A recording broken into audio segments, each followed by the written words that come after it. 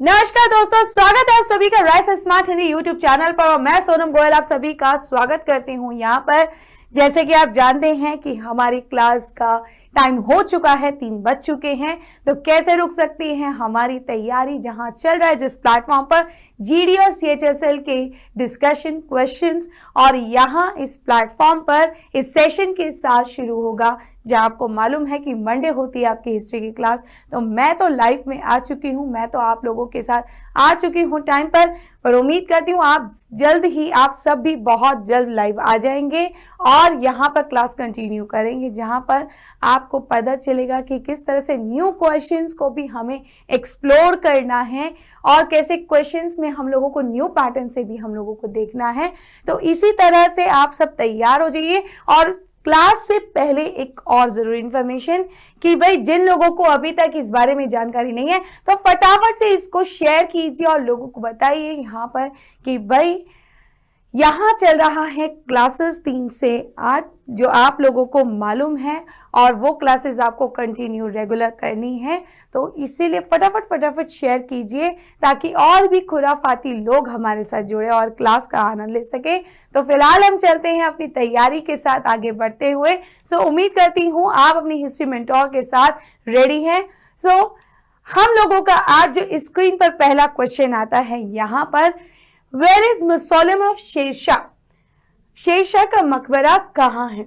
Sasaram Delhi, Kalinjar Sonargaon. Well इतना तो बता दिया जाए कि अगर शेरशाह को लेकर, शेरशाह सूरी को लेकर बात की जाए तो इनका मौसोलियम सासाराम बिहार इंडिया। ठीक है, तो इस तरह से आप जानते हैं कि इसका मौसोलियम अगर आपको देखा जाए, अगर आपने थोड़ा बहुत भी पिक्चर देखा हो और नहीं देखा तो एक बार जरूर देखना, बहुत खूबसूरत। जानते हैं आप क्या है जो इसका मौसोलियम बना हुआ है ना, वो मौसोलियम अगर आप देखते हैं तो एक मिनट भाई, हाँ, अगर आप वो देखते हैं तो जानते हैं कि लेक के बीच में वो बना हुआ है, बहुत ही खूबसूरत है, इस तरह से डॉम शेप। और आपको बहुत सुंदर, मैं यहाँ पर थोड़ा सा आइडिया दे रही हूँ ड्राइंग को लेकर, ये मत समझना कितनी बेकार ड्राइंग है, ठीक है। और इस तरह से यहाँ से जो एरिया बना हुआ है उससे कनेक्टेड ये लैंड और चारों तरफ पानी और बीच में मौसोलियम बना है, बहुत ही खूबसूरत है, जिसका खुद निर्माण आप जानते हैं मरने से पहले शेरशाह सूरी बनवाते हैं क्योंकि उनकी ये इच्छा भी थी। और ये मौसोलियम हिंदू और मुस्लिम आर्किटेक्चर का एक बहुत ही अच्छा नमूना है। साथ ही साथ 122 फीट लंबा आप इसकी ऊंचाई देख सकते हैं और बहुत ही खूबसूरत रेड सैंडस्टोन से निर्मित ये मौसोलियम बना हुआ है आपका, जिसे शेरशाह सूरी का मौसोलियम, जिसे सासाराम का मकबरा के नाम से भी जानते हैं। ठीक है, तो यहाँ मेरे प्रोनाउंसिएशन को लेकर मत चलना भाई, सासाराम, आसाराम नहीं बोल रही हूँ, क्योंकि काफी स्टूडेंट ऐसे होते हैं ना, ये थोड़े से नॉटी और शरारती, ये लोग हमेशा ऐसे गड़बड़ करते हैं नोट्स लिखते वक्त। तो हम लोगों का ऑप्शन होता है सासाराम।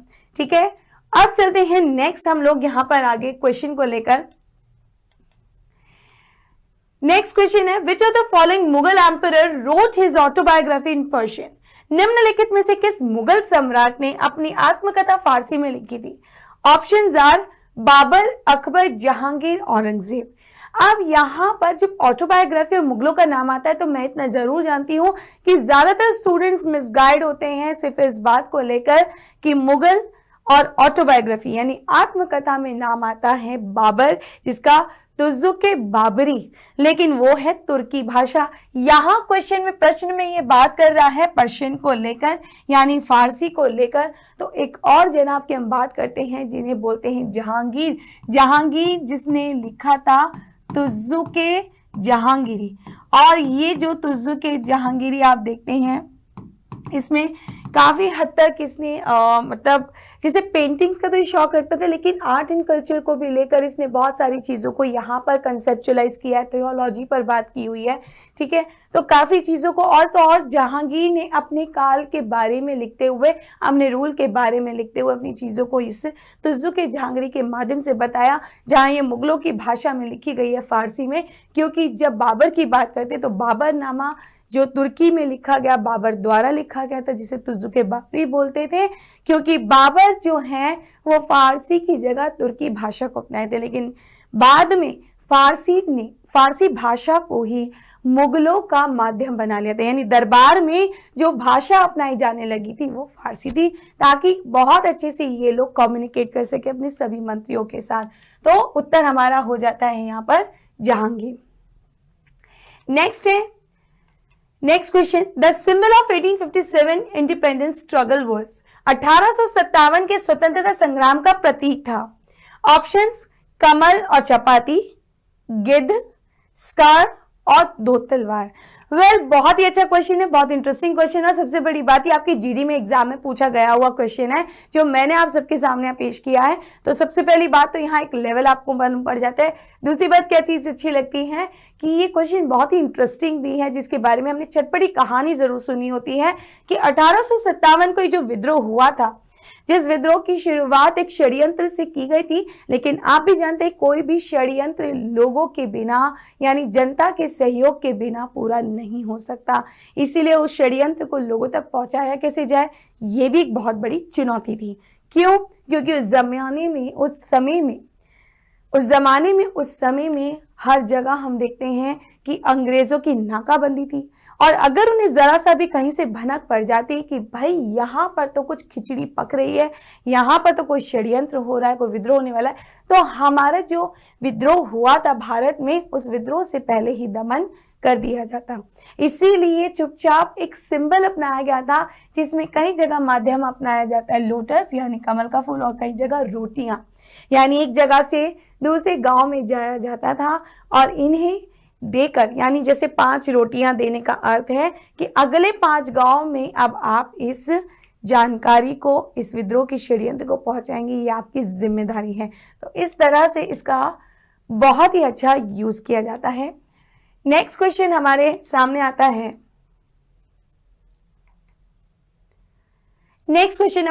आता है। Indian national movement came to be dominated by the extremist after, भारतीय राष्ट्रीय आंदोलन चरमपंथियों के प्रभुत्व के बाद आया। 1909 ईसा, 1914 ईसा, 1906 ईसा, 1919 ईसा।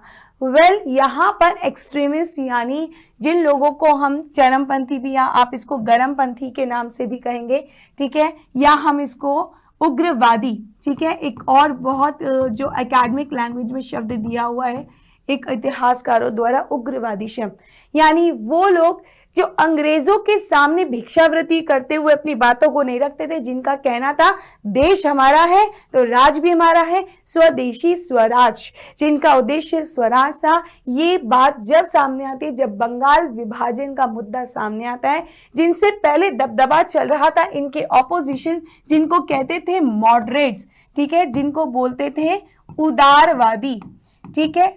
1885 से इनका कार्यकाल माना जाता है इतिहासकारों द्वारा 1905 तक, क्योंकि 1905 तक बंगाल विभाजन जब ये घोषित नहीं होता, तब तक स्थिति इनको लगता था कि अंग्रेजों से प्यार से बात की जाए तो सारे काम बन सकते हैं, इसे इनके साथ रहते हुए चलते थे। लेकिन जब 1905 में ये घोषणा हो जाती है, उसके बाद इन लोगों का दावा है कि देख लिया कि अगर देश का विकास करना ही है तो हमें एक ही चीज याद रखनी है कि हमें अपने देश के लिए खुद ही लड़ना होगा, अपने राज के लिए लड़ना होगा, इसलिए इनका उद्देश्य स्वराज। इसे ये हमें समय काल मिलता है 1906 में, ये आपको मालूम होना चाहिए, ठीक है। नेक्स्ट चलते हैं, हमारा क्वेश्चन है, Bihar became a separate state during the British rule in the year, वर्ष में ब्रिटिश शासन के दौरान बिहार एक अलग राज्य बन गया। अब ऑप्शन क्या है, 1905 ईसा, 1912 ईसा, 1936 ईसा और 1946 ईसा। यहाँ पर बात की जा रही, क्वेश्चन जो पूछा जा रहा है इस प्रश्न में, वो क्या कह रहे हैं कि बिहार जो है वो कब अलग होता है। जब 1905, जैसे अभी हाल ही में हमने बात करी थी कि यहाँ 1905 में बंगाल विभाजन की घोषणा की थी, जिस बंगाल विभाजन का जो इफेक्ट है वो जब तक रहता है जब तक जॉर्ज पंचम और महारानी मैरी नहीं आते भारत में।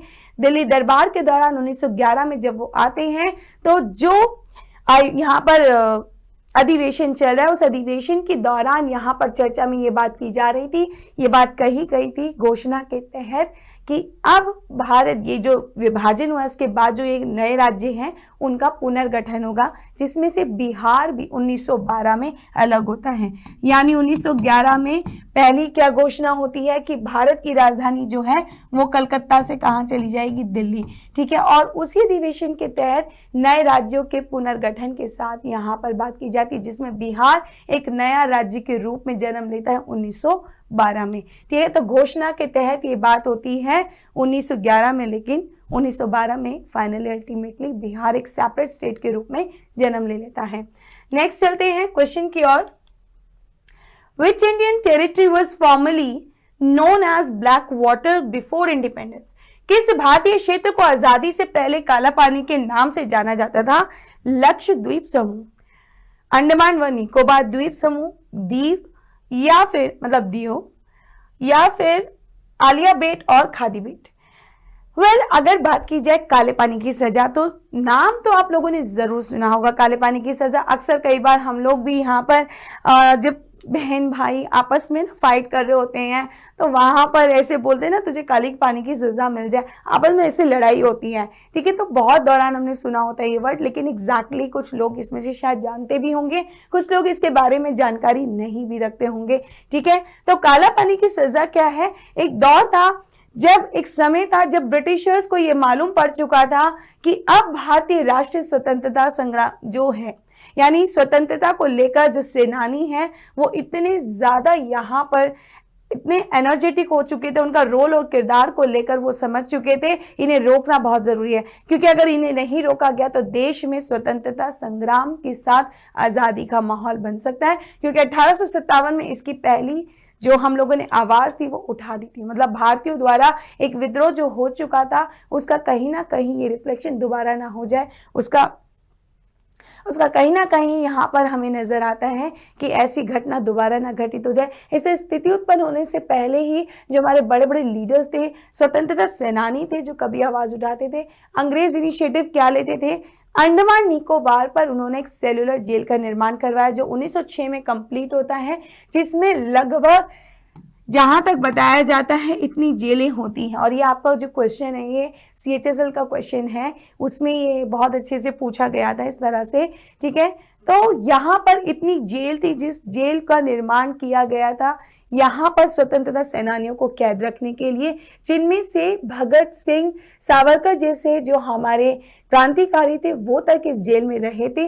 और तो और इतना ही नहीं, बल्कि ये भी कहा जाता था, इसे काला पानी इसलिए कहते थे क्योंकि ये जो जेल थी, आज तो आप इसको ये बोल सकते हैं ना कि ये काफी घूमने के लिए हम लोगों के लिए एक स्पॉट बन चुका है, ये जगह बन चुकी है जहां हम वेकेशन के लिए जाते हैं। लेकिन एक दौर था जब कहते हैं कि जेल के चारों तरफ काला पानी, दूर दूर 1000 किलोमीटर तक आप देखते हैं कि भारत की भूमि से कई किलोमीटर तक तो पानी ही पानी नजर आता था। अगर कोई कैदी भागने की भी कोशिश करे तो उसे पानी के अलावा कुछ भी वहां नजर नहीं आता।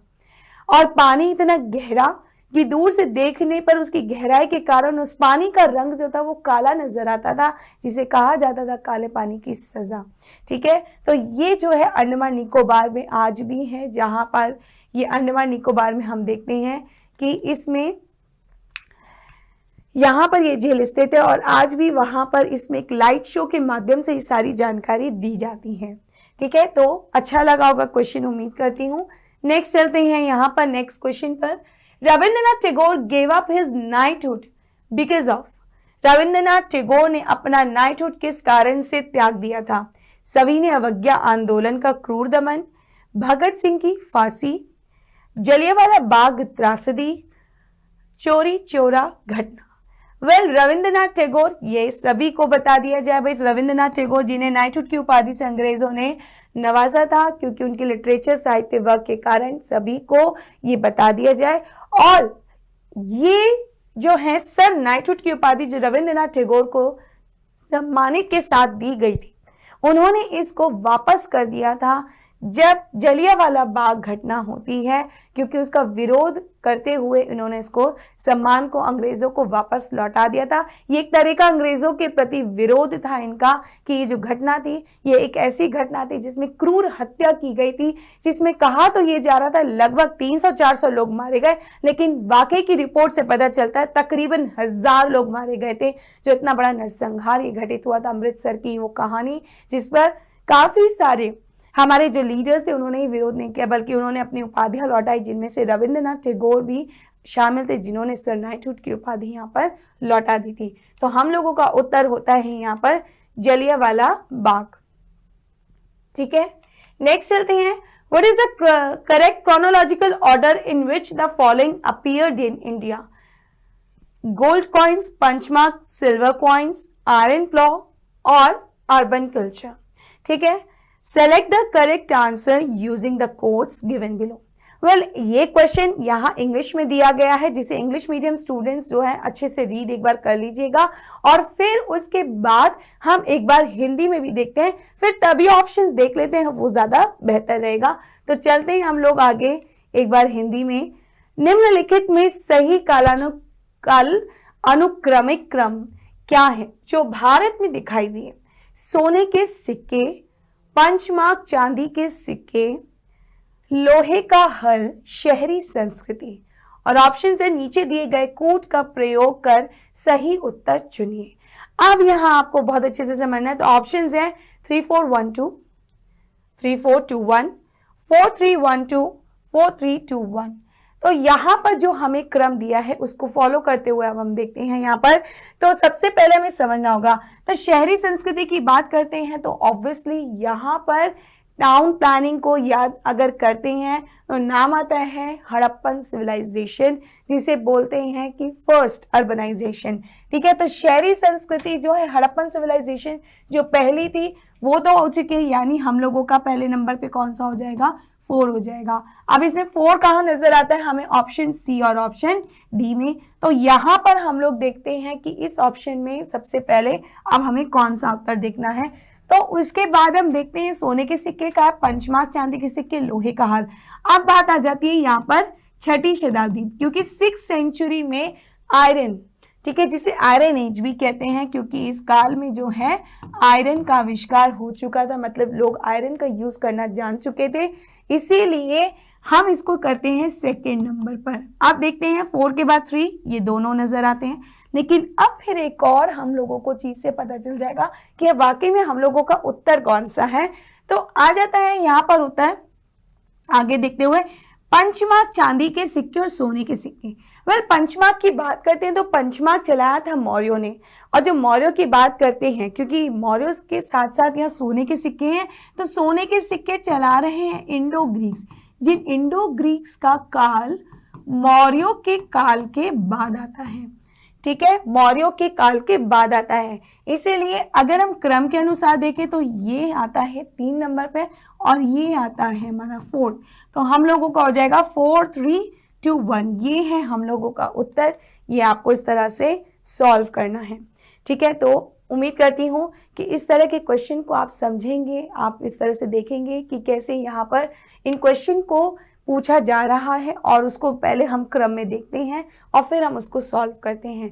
ठीक है, क्योंकि ये क्वेश्चन भी आपके CHSL का क्वेश्चन है जो लास्ट ईयर्स पूछे गए हैं एग्जाम में, और इसी तरह के पैटर्न्स को फॉलो करते हुए क्वेश्चंस को पुट अप किया जाता है। लेकिन जरूरी ये है हमें उसको पहले अंडरस्टैंड करना है एंड देन हम लोगों को अपना आंसर ऑप्ट करना है। चलते हैं नेक्स्ट क्वेश्चन की ओर।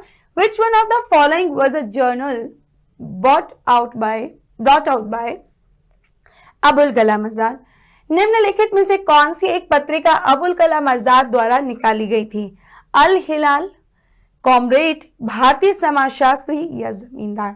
वेल, यहाँ पर अगर बात की जा रही है कि मौलाना अबुल कलाम आजाद द्वारा कौन सा न्यूज़पेपर? तो वीकली न्यूज़पेपर अल हिलाल। अल हिलाल जो है उनके द्वारा एक ऐसा न्यूज़पेपर जो उर्दू भाषा में चलाया गया था, 1912 में शुरू किया गया, लेकिन 1914 में इसका अंत हुई, क्योंकि इनका एक ही मोटिव था कि हिंदू मुस्लिम एकता को बनाते हुए इन दिनों जो अंग्रेजों की प्रतिक्रिया भारत में चल रही है उसको रोकना, यानी भारत में स्वतंत्रता का विचार यानी इंडिपेंडेंस का जो आइडिया है उसको इसके माध्यम से सबके बीच में, सबके समक्ष में रखते हुए सबको जागरूक करना। जो जहां पर सभी लोग इसके लिए इनिशिएटिव कर रहे थे, अंग्रेजों से लड़ाई लड़ रहे थे, वहां पर अबुल कलाम आजाद ने इसका सहारा लिया था, जिसका नाम पड़ा था अल हिलाल। और ये क्वेश्चन बहुत पूछे जाते हैं न्यूज़पेपर बेस्ड और इसके अलावा मैगजीन बेस्ड, इसके अलावा बुक्स के नाम पे पूछे जाते हैं, जिसमें से आपको मालूम होना चाहिए। तो एक तो आप लोगों ने रट ही लिया है अबुल कलाम आजाद का अल हिलाल, जिसका जिक्र बहुत कम जगह किया जाता है, बट आपको जरूर मालूम होना चाहिए। ठीक है, इसी के साथ एक और चीज बता दूं, यहाँ कॉमरेड का भी जिक्र किया है जो यहाँ पर अली ब्रदर्स ने, अली बंधुओं ने चलाया था। और इसमें यहाँ पर भी अगर हम बात करते हैं, हालांकि इंग्लिश में होता था, लेकिन यहाँ पर भी जो है अंग्रेजों के विरोध में लिखे जाते थे, एडिटिंग मतलब यहाँ पे आर्टिकल्स को पब्लिश किया जाता था। साथ ही साथ इसका उपयोग किया गया था जब खलीफा के पद को यहाँ पर समाप्त करने की बात की जा रही थी, खिलाफत आंदोलन के दौरान इसका यूज किया गया था। तो एक बार इन इंफॉर्मेशन को देखते हुए इन क्वेश्चंस के बारे में सेल्फ स्टडी आप लोगों को जरूर करना है। ठीक है, तो उम्मीद करती हूं कि आप लोग इस तरह से क्वेश्चंस को जरूर डील करेंगे। नेक्स्ट क्वेश्चन आपके सामने स्क्रीन पर आता है, which of the following places presents the oldest evidence of Neolithic era? निम्नलिखित में से कौन सा स्थान नवपाषाण युग का सबसे पुराना साक्ष्य प्रस्तुत करता है? चिरांद, मेहरगढ़, बुरजहोम, देमाबाद। वेल, मेहरगढ़ की बात की जाए तो मेहरगढ़ जो पाकिस्तान में, बलूचिस्तान में स्थित पाकिस्तान में है, और ये मेहरगढ़ से जो साक्ष्य मिले हैं वो न केवल नियोलिथिक के साक्ष्य को अंकित करता है, बल्कि यहाँ से सिंधु घाटी सभ्यता के भी साक्ष्य पाए जाते हैं, जहाँ से बहुत सारे मतलब ऐसे कुछ स्तर के प्रमाण मिले हैं। जैसे अगर बात की जाए, यहाँ से मृदभांड मिले हैं, गेहूं और जौ की खेती के यहाँ पे साक्ष्य मिले हैं, जहाँ से पता चला है कि गेहूं की 3 प्रकार की क्वालिटी और जौ की 2 प्रकार की क्वालिटी की यहाँ पर खेती होती थी। और इतना ही नहीं, आगे के स्तर में यानी आगे के लेटर पीरियड में और देखा जाता है कि यहाँ पर अंगूर की भी खेती और की जाने लगी थी। ठीक है, तो मे भी हो सकता है, ऐसा इतिहासकारों का अनुमान है कि मे भी हो सकता है कि हड़प्पन्स ने इन्हीं के थ्रू जो है सीखा था, इसे लर्न किया था कि किस तरह से खेती करनी है और किस तरह के इसके काफ़ी सारी क्वालिटीज़ को यहाँ पर वो लोग जो है प्रोडक्शन के लिए यूज़ कर सकते हैं। इसके अलावा यहाँ से कई मात्राओं में ऐसे स्थान मिले हैं जो आयताकार में, ये लोग किस तरह से रहते थे, आयताकार घर बनाकर रहा करते थे। इस तरह के प्रमाण नवपाषाण काल के यहाँ से प्राप्त होते हैं, जिसके सबसे प्राचीन साक्ष्य हमें मतलब इतिहासकारों को मिलते हैं मेहरगढ़ से। तो उत्तर है मेहरगढ़, ये याद रखना है, बहुत important side exam point of view से काफी क्वेश्चन यहाँ से पूछे जाते हैं, तो इसलिए इसको नेग्लेक्ट नहीं कर सकते हैं। फिलहाल चलते हैं नेक्स्ट क्वेश्चन। कहते हैं अमीर Khusro was the disciple of हुम? अमीर खुसरो किसके शिष्य थे? मिर्जा गियास बेग, निजामुद्दीन औलिया, अब्दुल्ला बेग और शेख सलीम चिश्ती। वेल, यहाँ पर अगर बात करते हैं अमीर खुसरो, जिनकी दरगाह निजामुद्दीन स्टेशन में, मतलब निजामुद्दीन स्टेशन के पास यहाँ पर हमें पाई जाती हैं, और इनकी दरगाह मतलब स्थित है। और निजामुद्दीन औलिया, सबसे बड़ी बात, निजामुद्दीन औलिया की जो दरगाह स्थित है वहीं पर इनकी दरगाह भी अमीर खुसरो के अंदर स्थित है। ये किसी और के शिष्य नहीं, औलिया साहब के शिष्य थे, जहाँ इन पीर और मुरीद यानी गुरु और शिष्य का संबंध इतना प्यारा था, इतना अच्छा था कि अमीर खुसरो भी मतलब उनके गुरु भी ये चाहते थे कि जब इन्होंने प्राण त्याग दिया था तो इनका मकबरा वहीं बने। ठीक है, और तो और इन्हें इतना भी वो हासिल है, मतलब आप कह सकते हैं कि इन्हें इतनी इज्जत, इतना सम्मान हासिल है कि आज भी आप जब दरगाह पे जाते हैं, वैसे अगर आपने विजिट नहीं किया हो तो विजिट ज़रूर कीजिएगा, बहुत खूबसूरत नज़ारा होता है।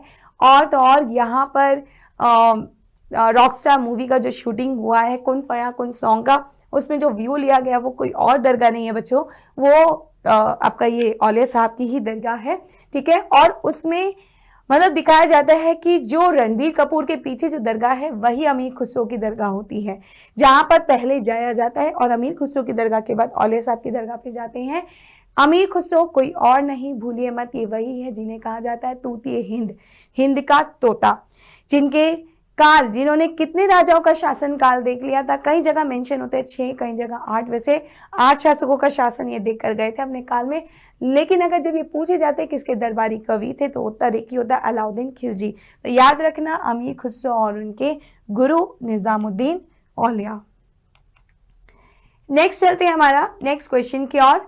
During the Mughal rule the copper coin was known as, Mughal शासन के दौरान तांबे के सिक्के को किस नाम से जाना जाता था?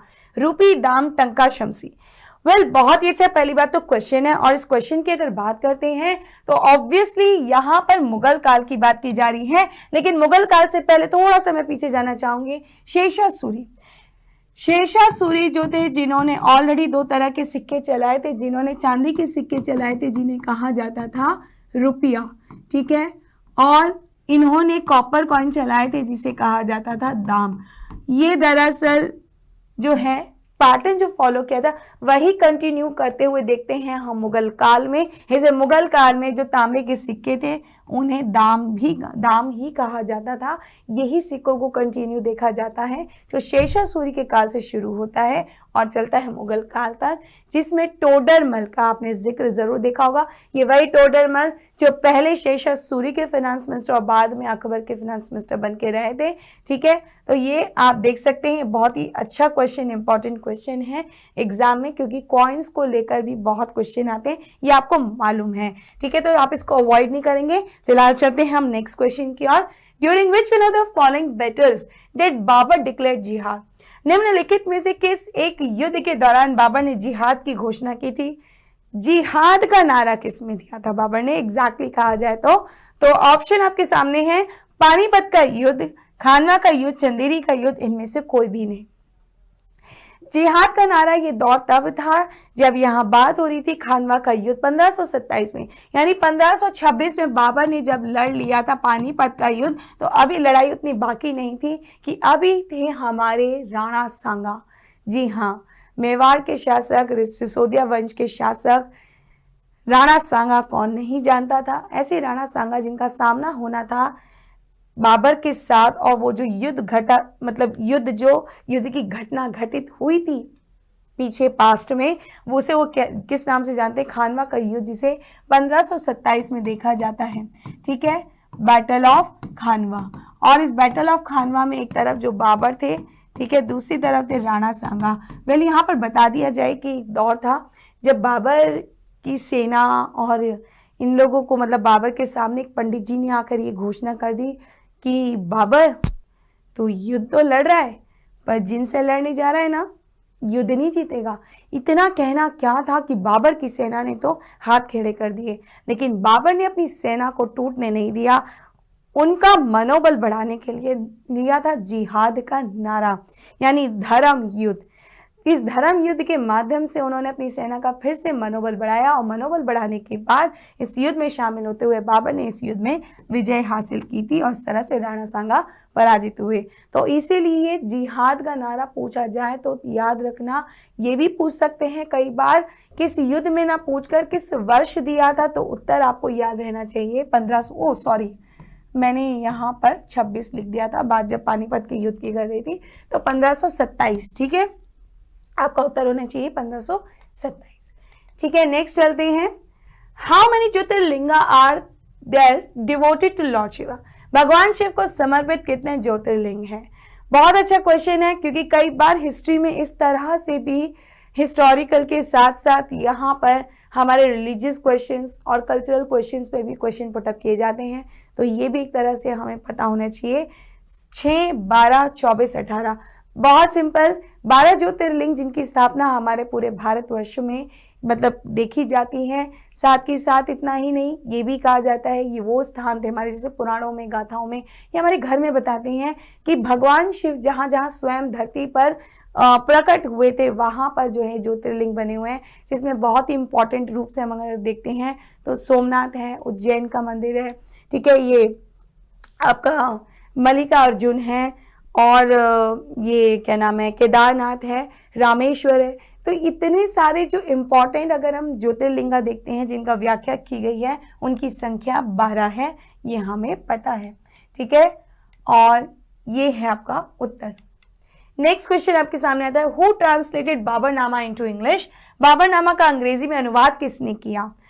लिडन एंड अर्स्किन, लिडन और Erskine, William Hawkins, Finch, William Jones. Well, Leyden और अर्स्किन ने किया था बाबरनामा का अनुवाद यानी ट्रांसलेशन इंग्लिश में। जहां पर आप लोग कंफ्यूज हैं कि मैम कई जगह पर लिखा है मैडम बिब्रीज, लेकिन इसमें भी एक डिफरेंस है। मैडम बिब्रीज ने, अगर हम कहते हैं बाबरनामा, तो ये वो वाला बाबरनामा था जो अकबर के काल में रचित हुआ था, जिसे फारसी भाषा से इंग्लिश में देखा जाता है। लेकिन अगर ओरिजिनल हम तुज़ुक बाबरी यानी तुर्की भाषा से लिखा हुआ देखते हैं अंग्रेजी में, तो वो लिडन और अर्स्किन है। जो आपको ये डिफरेंस मालूम होना चाहिए, और इसी के साथ ही आपका उत्तर भी हो जाता है। ठीक है, नेक्स्ट है आपके सामने question, the ryotwari settlement was introduced by the British in the. अंग्रेजों द्वारा रैयतवाड़ी बंदोबस्त कब शुरू किया गया था? वेल, यहाँ पर पूछा जा रहा है introduce by the British in, कहाँ शुरू किया गया था? कोई बात नहीं, थोड़ा सा हम क्वेश्चन में देख लेते हैं। Options are Bengal presidency, Madras presidency, Bombay presidency, Madras और बॉम्बे प्रेसिडेंसी बोथ। तो यहाँ पर प्रेसिडेंसीज के नाम दिए हैं। तो सबसे पहले यहाँ पर हम लोगों को ये चीज समझनी होगी कि प्रेसिडेंसी क्या है। जब अंग्रेजों ने भारत में आकर यहाँ पर अपनी सत्ता को, मतलब व्यापार के उद्देश्य से आए थे, जहां इन्होंने 3 स्थानों को अपने प्रेसिडेंसी डिक्लेयर कर दिया था, जहां पर इनके व्यापारिक रूप से कार्यरत होकर ये कानूनी रूप से कार्य नहीं करते थे, मतलब इनके पास राइट ही नहीं था, बल्कि वो इनके कंट्रोल में ही आ चुका था, ऑफिशियल इनके कंट्रोल में था। जिसमें से हम देखते हैं कौन कौन सी 3 प्रेसिडेंसी थी, कलकत्ता, बॉम्बे और मद्रास।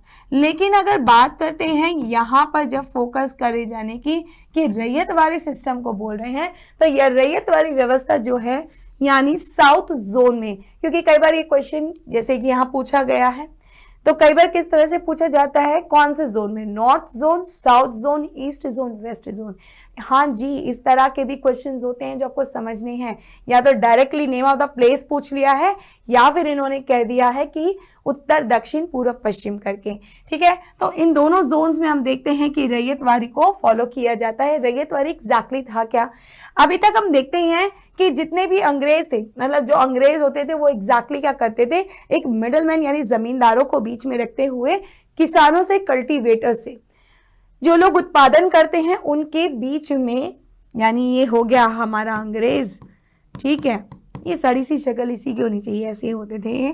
ठीक है, और ये हो गया जमींदार। ये बड़ा खुश इसलिए है क्योंकि सबसे ज्यादा मुनाफा इसे मिल रहा है। और ये हमारा बेचारा सा जो है किसान। ठीक है, सबसे ज्यादा कर इसलिए इसको देना पड़ता था क्योंकि ये शेयर देता था जमींदार को, और जमींदार आगे इसको फॉरवर्ड करता था अंग्रेज को। ठीक है, तो शेयर आधा ये भी खा रहा है, ये भी खा रहा है, बेचारे किसान के पास लगभग कुछ भी नहीं। लेकिन रैयतवाड़ी में इसका रोल हटा दिया जाता है। सीधा अंग्रेज जो है वो किससे कलेक्शन कर रहे हैं? कल्टीवेटर से, जो उत्पादन कर रहे हैं, जो आपका 1/2 है। आप समझ सकते हैं कितना टैक्स यहाँ वसूला जा रहा था। जिस सिस्टम को लागू करते थॉमस मुनरो, कहाँ पर? बॉम्बे और मद्रास। इसलिए हमारा option Madras and Bombay presidency दोनों होगा, जो आपको याद रखना है। ठीक है, नेक्स्ट क्वेश्चन है, who called the Indian National Congress as a begging institute? भारतीय राष्ट्रीय कांग्रेस को भीख मांगने वाला संस्थान किसने कहा था? बिपिन चंद्रपाल, तिलक, अरबिंदो घोष, इनमें से कोई नहीं। वेल, अगर बात करते हैं उन लोगों की जिन लोगों ने इस जो है इंडियन नेशनल कांग्रेस को यहाँ पर भीख मांगने वाला इंस्टीट्यूट का, अरबिंदो घोष। ठीक है, नहीं, ये तिलक सही आंसर नहीं है, अरबिंदो घोष ये हो गया है, पर कोई नहीं, आपको उत्तर लगाना है अपना। अरबिंदो घोष ने ये स्टेटमेंट दी थी। ठीक है, यहाँ पर बेगिंग इंस्टीट्यूट कहा गया था, जहां पर आप अपनी बात को ना रखते हुए आप बार बार रिक्वेस्ट कर रहे, भीख मांग रहे, भिक्षावृत्ति कर रहे हैं अपनी बातों को अंग्रेजों के द्वारा वहां तक रखने तक के लिए। इसीलिए वो इसको यहाँ पर कोई एक अहम मतलब इंस्टीट्यूशन नहीं मानते हैं कि जहाँ पर खुल के बात रखी जा सकती है। वो एक ऐसा इंस्टीट्यूशन, यहाँ पर एक ऐसी संस्था है भाई, जहाँ पर आप लोग जो है अपनी बातों को भी एक मजबूरी के साथ रख रहे हैं, खुलकर नहीं रख रहे हैं। जबकि अगर बात की जाए तो एक संस्था वो जो कल्याण हेतु देखी जाए, जो स्वतंत्रता को लेकर आगे इस पॉइंट को आगे तक अग्रसर कर सके, लेकिन यहाँ पर ऐसा कोई भी किरदार नजर नहीं आया। तो इस तरह का स्टेटमेंट अरबिंदो घोष ने दिया था। ठीक है, नेक्स्ट चलते हैं हम आगे। नेक्स्ट क्वेश्चन है, a group of womens and ladies dominated in the government under dash के अधीन सरकार में किन्नरों और महिलाओं का एक समूह हावी था। मोहम्मद शाह, अहमद शाह, आलमगीर शाह, आलम द्वितीय। मोहम्मद शाह जिसे रंगीला कहा जाता था, मोहम्मद शाह जिन्हें बहुत ही पसंद था, मोहम्मद शाह जिसे बहुत ही पसंद था यहाँ पर एनिमल्स फाइटिंग देखना, अक्सर शराब का पान करता था, काफी अजीब तरह का इंसान था। और तो और ये मतलब कहते हैं ना, नृत्य की और इन सब का बड़ा शौक भी रखता था दरबार में।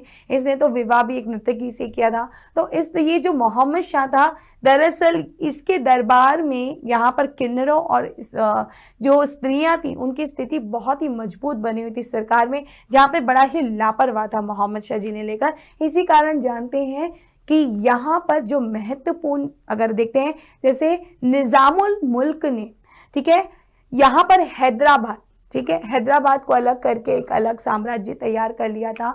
इसके अलावा अगर हम देखते सादत खान ने यहाँ पर अवध तैयार कर लिया था। तो ये सारे जो लगभग बिहार, उड़ीसा, बंगाल वाले जो क्षेत्र हैं, लगभग हम देखते जा रहे हैं जो धीरे धीरे करके एक एक करके आगे ये स्वतंत्र होते हैं, वो इसी के काल में होते हैं, क्योंकि ये इतना ज्यादा जागरूक नहीं था। ठीक है, तो याद रखना है मोहम्मद शाह रंगीला जिसे बोलते हैं। ये भी पूछ सकते हैं कि रंगीला किसे कहा जाता था, तो रंगीला किसे कहा जाता था, तो उत्तर आपका मोहम्मद शाह ही होगा। नेक्स्ट क्वेश्चन की ओर चलते हैं। Who was the founder of empire in India? Bharat में साम्राज्य के संस्थापक कौन थे? ओके, यहाँ पर एग्जामिनर साम्राज्य पूछ रहा है, लेकिन क्या साम्राज्य पूछ रहा है हम ऑप्शन देखते हैं, समझ में आएगा। C Sleeman, Lord Minto, Lord Clive, Lord Mayo. Well, यहाँ पर हो रही है अंग्रेजी साम्राज्य की बात कि अंग्रेजी साम्राज्य के संस्थापक कौन थे, तो भूलिए मत, ये बात उस दौर की है जब क्लाइव, ये लॉर्ड क्लाइव यानी ये जो है रॉबर्ट क्लाइव, जो यहाँ पर लड़ते हैं 1757 का युद्ध, प्लासी का युद्ध, जो भारतीय इतिहास में, मतलब आप जानते हैं कि इतिहासकारों का कहना है कि अगर 18वीं शताब्दी के ये 3 युद्ध ना हुए होते तो शायद हो सकता था कि भारत में अंग्रेजी सत्ता की स्थापना नहीं होती। और वो 3 युद्ध कौन कौन से हैं? आपका बक्सर का युद्ध, प्लासी का युद्ध और तीसरा पानीपत का युद्ध। ये तीनों युद्धों में जो महान शक्ति बहुत ही ज्यादा कमजोर हो गई थी, अगर ये कमजोर नहीं होती तो हो सकता है कि मुगलों के पतन के बाद ये शक्तियां अपना कंट्रोल पा सकती थी, अंग्रेजों का शायद यहाँ पर अधिपत्य या कंट्रोल नहीं होता। लेकिन अफसोस ये युद्ध हुए थे, जिसमें से जब 1757 ने तैयार कर दिया था एक प्लेटफॉर्म, यानी प्लासी के युद्ध में एक प्लेटफॉर्म तैयार हो सकता था, जिसमें अहम भूमिका किरदार अंग्रेजों की तरफ से निभा रहे हैं रॉबर्ट क्लाइव। जिस रॉबर्ट क्लाइव ने यहाँ पर इस तरह का माहौल बना दिया कि आगे आने वाले जो गद्दी पर बैठने वाले यहाँ पर नवाब होते थे, वो अंग्रेजों की कठपुतली बनकर रह गए। ठीक है, तो वो कठपुतलियों को बहुत ही अच्छी तरह से इन शासकों को अपने अकॉर्डिंग ढालते थे कि ताकि वो उनकी बात सुने। इनसे काफी पैसा लूटते भी थे और इन्हें इस काबिल तक कर दिया था, इतना बर्बाद तक कर दिया था कि एक समय पर आकर जब बक्सर का युद्ध हुआ तो वापस क्लाइव ने आकर ही यहाँ पर संधि के माध्यम से दीवानी निजामी में विभाजन कर दिया और बंगाल में लागू किया था डुअल गवर्नमेंट। ठीक है, तो ये जो इलाहाबाद की संधि में 1775 में ये घटित होती है घटना, उसके बाद से अंग्रेजी साम्राज्य की नींव बंगाल में रखी जा चुकी थी। इससे कोई और नहीं, इन सबके पीछे जो रखने वाला था यहाँ पर वो था नींव रॉबर्ट क्लाइव। तो इसी के साथ कैसा रहा आज का क्लास का सेशन, फटाफट से चैट बॉक्स में लिखकर जरूर बताइएगा। और प्लीज जाने से पहले इसको लाइक करना नहीं भूलना है, शेयर करना नहीं भूलना है, क्योंकि आप देख ही रहे हैं यहाँ पर आवाज तो मेरी खराब है, लेकिन मैं कोशिश कर रही हूँ कि आपकी क्लासेस ना रुके, यूं ही आपकी तैयारी होती रहे, और इसीलिए आपको इसको लिख के जरूर बताना है। और कोई भी कंफ्यूजन हो तो प्लीज क्लियर करते रहिएगा, हम आपके साथ हैं और बने रहेंगे। फिर से लौटूंगी आपके साथ इसी प्लेटफॉर्म पर, तब तक के लिए bye bye. Hello everyone, welcome to rise smart Hindi. This is Harvinder Kroni और आज हम डिस्कस करने जा रहे हैं स्पेशली उन पॉइंट्स को जो हमारे CHSL में या GD कांस्टेबल के एग्जाम में सहायक हो सकते हैं। ये सभी पॉइंट्स आपको अच्छे से करने होंगे, क्योंकि इनमें से बहुत सारी ऐसी चीजें होती हैं जो आपको एग्जाम में देखने को मिलती हैं। तो देखते हैं आज हमारे पास इस क्रम में क्या क्या चीजें हैं। अगर आप सेंटेंस नंबर 1 को ध्यान से देखें तो इसमें लिखा हुआ है fresh fruits and vegetables are available here.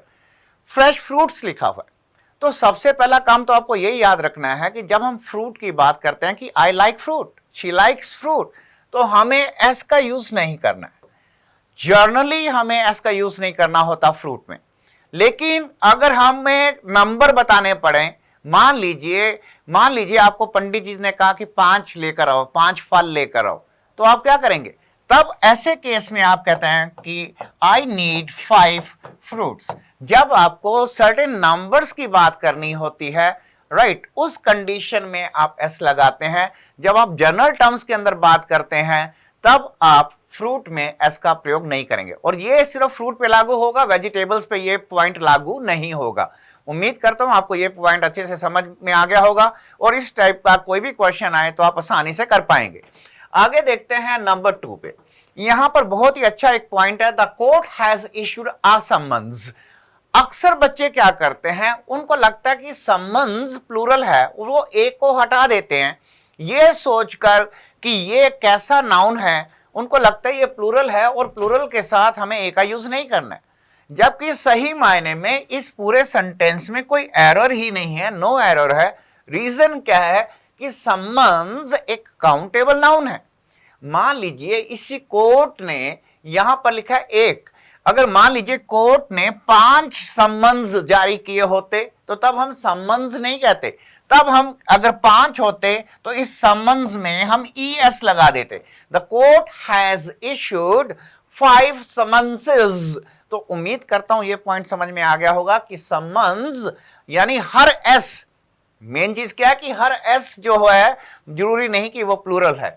मान लीजिए आप न्यूज वर्ड का इस्तेमाल कर रहे हैं, तो न्यूज में से अगर मैं एस हटा दूं तो न्यू बन जाएगा, तो यानी ये जरूरी नहीं कि ये एस प्लूरल हो। तो यहां पर एस प्लूरल नहीं है। समन्स एक सिंगुलर काउंटेबल नाउन है और इसका प्लूरल बनाने के लिए समन्सेस होता है। तो आप समझ में आ गया होगा कि यहां पर ये सिंगुलर काउंटेबल नाउन है, इस वजह से ए का प्रयोग किया गया है और इसमें कोई एरर नहीं है। ऑलराइट, आगे बढ़ते हैं नंबर 3 की ओर। बहुत अच्छा एग्जाम्पल है, मैं कई एग्जाम्स के लिए इस एग्जाम्पल को पर्टिकुलरली लेता हूं क्योंकि इसके पूछे जाने की संभावना बहुत ज्यादा होती है। Many peoples of Africa still remain a mystery. अक्सर बच्चों के माइंड में आ जाता है कि अगर हम पीपल वर्ड का यूज कर रहे हैं तो उसमें एस कहां से आ गया, क्योंकि हम लोगों को सिखाया जाता है बचपन से ही कि पीपल अपने आप में प्लूरल है, उसमें एस का प्रयोग नहीं करते। जी, जब लोगों की बात करेंगे तब पीपल वर्ड का यूज करेंगे, लेकिन यहां पर अफ्रीका के लोगों की बात नहीं हो रही क्योंकि वो हमारे लिए मिस्ट्री नहीं है। हम अफ्रीका के लोगों को जानते हैं, अफ्रीका वाले हमें जानते हैं, पूरी दुनिया एक दूसरे को जानती है, इन द सेंस कि कोई वहां पे मिस्ट्री नहीं है। लेकिन अगर अफ्रीका के जंगलों की बात करें, वहां के ट्राइब्स की बात करें कि आज की डेट में भी वहां पे ऐसे ट्राइब्स हैं जिनका बाहरी संसार से कोई नाता नहीं है, तो जब इस टाइप के सेंटेंस में आप देखते हैं कि यहां लोगों के लिए नहीं, ट्राइब्स के लिए या नेशंस के लिए इस वर्ड का इस्तेमाल किया जाए तो पीपल्स का यूज करते हैं। तो many peoples of Africa still remain a mystery में फिर से कोई एरर नहीं है। ये जानबूझ के मैंने नो एरर के कुछ क्वेश्चंस दिए हैं ताकि स्टूडेंट्स को पढ़कर समझ आना चाहिए, एरर है तो निकालेंगे, अदरवाइज एरर नहीं निकालेंगे। ऑलराइट, आगे बढ़ते हैं नंबर 4 पे। Rohit Sharma scored 70 runs in the first innings. लगाना चाहिए, इनिंग्स होना चाहिए, यहां इनिंग लिखा हुआ है। चाहे वो फर्स्ट इनिंग्स हो चाहे वो सेकंड इनिंग्स हो, तो आपको एस का प्रयोग करना है। अब बात आती है कि क्या हम केवल इनिंग शब्द का इस्तेमाल नहीं कर सकते? इंग्लिश लैंग्वेज में हम इनिंग शब्द का भी इस्तेमाल करते हैं। अगर हम बेसबॉल गेम का इस्तेमाल कर रहे हैं, यानी इस गेम में, इस पर्टिकुलर गेम में, बेसबॉल की गेम आप सभी को मालूम होगी, तो बेसबॉल की गेम के अंदर इनिंग शब्द का इस्तेमाल होता है। अदरवाइज बेसबॉल को अगर छोड़ दिया जाए तो इनिंग शब्द का जब भी आप प्रयोग करें तो उसमें एस का प्रयोग कर दें, इनिंग्स का प्रयोग करें। तो यहां पर आपने नोटिस किया एस नहीं था तो सी पार्ट में एरर था। इस तरह से कोई भी क्वेश्चन आएगा इनिंग को लेकर तो आप समझ जाएंगे कि वहां इनिंग्स होना चाहिए, सिर्फ इनिंग शब्द बेसबॉल में पॉसिबल है। आगे देखते हैं नेक्स्ट क्वेश्चन पे 5 नंबर पे, her smile is one of our beauties. अब आपने यहां पर ध्यान दिया हो ब्यूटीज वर्ड लिखा हुआ है तो एकदम से स्टूडेंट्स के माइंड में आ जाता है कि ब्यूटी होता है, ब्यूटीज क्या होता है। आप याद रखिए जब आप सुंदरता की बात करते हैं तो ब्यूटी शब्द का इस्तेमाल करते हैं। जब क्वालिटीज का ठीक है, मान लीजिए इसकी बहुत सारी क्वालिटीज हैं और उन क्वालिटीज में से एक उसकी स्माइल भी, तो जब आप गुण को दर्शाते हैं, ठीक है, किसी गुण को किसी क्वालिटी को दर्शाते हैं तो उसका प्लूरल होता है ब्यूटीज। और वैसे भी याद रखना है कि वन ऑफ के बाद आप क्या यूज करते हैं, एक प्लूरल नाउन का इस्तेमाल करते हैं जो कि यहां पर गिवन है। इस तरह से her smile is one of our beauties में भी कोई एरर नहीं है। तो आप नोटिस कर रहे होंगे कि मैंने जानबूझ के कुछ नो एरर वाले क्वेश्चंस लिए ताकि आपके अंदर कॉन्फिडेंस आए कि जब आप कर रहे हैं तो देख के समझ के करें, एरर है तो पॉइंट आउट करेंगे, नहीं है तो हम नो एरर को मार्क करेंगे। ऑलराइट, आगे देखते हैं हमारे पास क्या है। अब क्वेश्चन नंबर 6 टू लेके 10 तक आपको वन वर्ड देना है, ठीक है। आपको यहां पर क्या दिया होगा, ग्रुप ऑफ वर्ड्स दे रखे होंगे, अनेक शब्दों के स्थान पर आपको एक शब्द का प्रयोग करना है। यहां पर लिखा हुआ है एक व्यक्ति जो किसको अटेंड करता है, डिजीज ऑफ आई, ठीक है, आंखों की बीमारी का जो डॉक्टर होता है उसको हम क्या कहते हैं, राइट। जैसे दिल की बीमारी किसी को होती है तो कार्डियोलॉजिस्ट के पास जाते हैं, किसी को स्किन की प्रॉब्लम होती है तो वो डर्मेटोलॉजिस्ट के पास जाते हैं, ठीक है। तो इस तरह से अलग अलग डॉक्टर्स हैं, आप सभी को मालूम है। तो आंखों के डॉक्टर को हम कहते हैं ऑक्यूलिस्ट, OCULIST, राइट। तो बड़े आसानी से अगर आपने ऐसे डॉक्टर्स के बारे में नहीं पढ़ रखा है तो प्लीज एक लिस्ट बना लीजिए ताकि आपके पास जानकारी होना चाहिए कि कौन सा डॉक्टर क्या कहलाता है। ऑलराइट, आगे बढ़ते हैं नंबर 7 पे। यहां पर आपको बताना है substitution of a mild for a very blunt expression. कई बार क्या होता है कि कुछ ऐसे एक्सप्रेशंस होते हैं जो सुनने में बड़े अजीब से लगते हैं या कठोर लगते हैं, ऐसा लगता है कि हमें क्या होना चाहिए, माइल्ड शब्दों का इस्तेमाल करना चाहिए जो सुनने में जो है बुरे ना लगे, राइट। मान लीजिए आपका कोई फ्रेंड है, आप उसको कहते हैं यार तू तो बड़ा मोटा हो गया है, तो उसको बड़ा अजीब लगेगा ये सुनकर कि यार उसका फ्रेंड उसको मोटा कह रहा है, ठीक है, बड़ा फैट हो गया। अगर आप उसको बड़े प्यार से कहते हो कि यार मेरे को लग रहा है कि आपने वेट पुट ऑन कर लिया है, ठीक है, तो सुनने में इतना खराब नहीं लगेगा। आई होप आप मेरी बात समझ पा रहे होंगे। तो जब किसी कठोर बात को कहने के लिए हम मधुर शब्दों का या माइल्ड शब्दों का प्रयोग कर लेते हैं तो उसको कहते हैं यूफेमिज्म, उसको हम इंग्लिश में कहते हैं यूफेमिज्म। तो उम्मीद करता हूं ये पॉइंट भी क्लियर हो जाएगा। आगे बढ़ते हैं, यहां पर है 8 नंबर पे, story told to illustrate a moral spiritual truth. एक ऐसी कहानी जहां से हमें नैतिक शिक्षा मिलती है, ऐसी स्टोरी को इंग्लिश में क्या कहते हैं, ऐसी स्टोरी को हम इंग्लिश में पैराबल कहते हैं, PARABLE। तो इस टाइप से ऐसी कहानियों से हमें नैतिकता के बारे में जानकारी मिलती है। नेक्स्ट है नंबर 9 पे हमारे पास, a public institution for the care and protection of the children without parents. तो आप सभी को मालूम होगा बहुत ही आसान सा शब्द है, ठीक है, जिनके पेरेंट्स वगैरह नहीं हैं, जिनका कोई आगे पीछे नहीं है, तो वो अनाथालय में होते हैं। तो अनाथालय को हम इंग्लिश में क्या कहते हैं, ऑर्फनेज कहते हैं। अनाथालय को ऑर्फनेज कहते हैं। तो इस तरह से ये हमारा आंसर बन गया। नेक्स्ट देखते हैं नंबर 10 पे है, a large number of fish swimming together. ठीक है, यहां पर ये ध्यान दीजिएगा मैंने फिश लिखा हुआ है, फिशेस नहीं लिखा हुआ है। मैं जनरली अगर आप लोग क्लासेस को रेगुलर लेते हैं तो आपने जरूर सुना होगा मेरे को ये कहते हुए कि जब हम फिश को काउंट नहीं कर पाते तो हम फिश लगाते हैं। ठीक है, कि पूरे सागर में, महासागर में इतनी फिश हैं, हम उसको काउंट नहीं कर सकते। ठीक है, the sea is full of fish. लेकिन आपके घर में एक एक्वेरियम है और उस एक्वेरियम में आपने मान लीजिए क्या रखा हुआ है, 10 फिशेस को रखा हुआ है उसमें, राइट। तो 10 फिशेस को आप काउंट कर सकते हैं। तो जब हम काउंट करने में सक्षम हैं तो हम फिशेस लगाएंगे, जब काउंट नहीं कर पा रहे हैं तो फिश शब्द का इस्तेमाल करेंगे।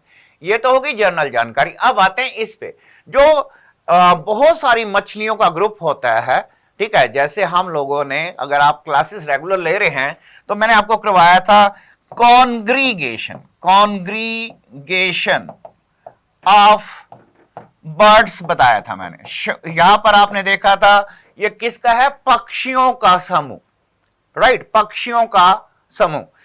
अगर मान लीजिए क्लाउडर कहता हूं, CLOWDER, क्लाउडर ऑफ कैट्स, तो यहां पर आपने देखा बिल्लियों का, कैट्स का जो समूह है उसे क्लाउडर कह रहे हैं। तो फिश का जो समूह होता है उसे क्या कहते हैं, उसे हम इंग्लिश में कहते हैं शोल ऑफ फिश।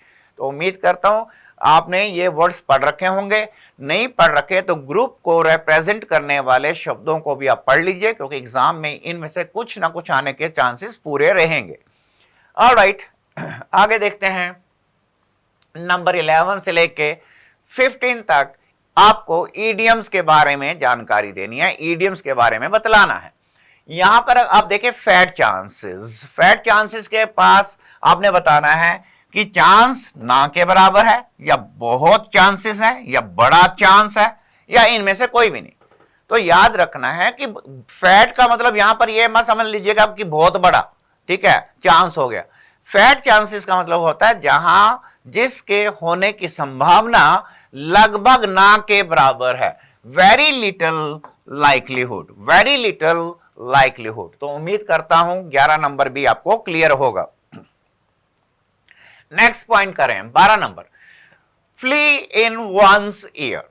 अब यहां पर फ्ली इन वंस ईयर के लिए यह समझना है कि यहां पर किसी मच्छर मक्खी की बात नहीं की जा रही है, यहां इस ग्रुप ऑफ वर्ड्स का स्पेशल मीनिंग है। ईडियम होता क्या है, ईडियम्स का मतलब होता है ग्रुप ऑफ वर्ड्स, शब्दों का समूह जिसका एक विशेष अर्थ होता है। और इसका विशेष अर्थ क्या है, डांट, फटकार। तो यहां पर अ सीवियर स्कोल्डिंग लिखा हुआ है, ये नंबर 12 का आंसर हो गया।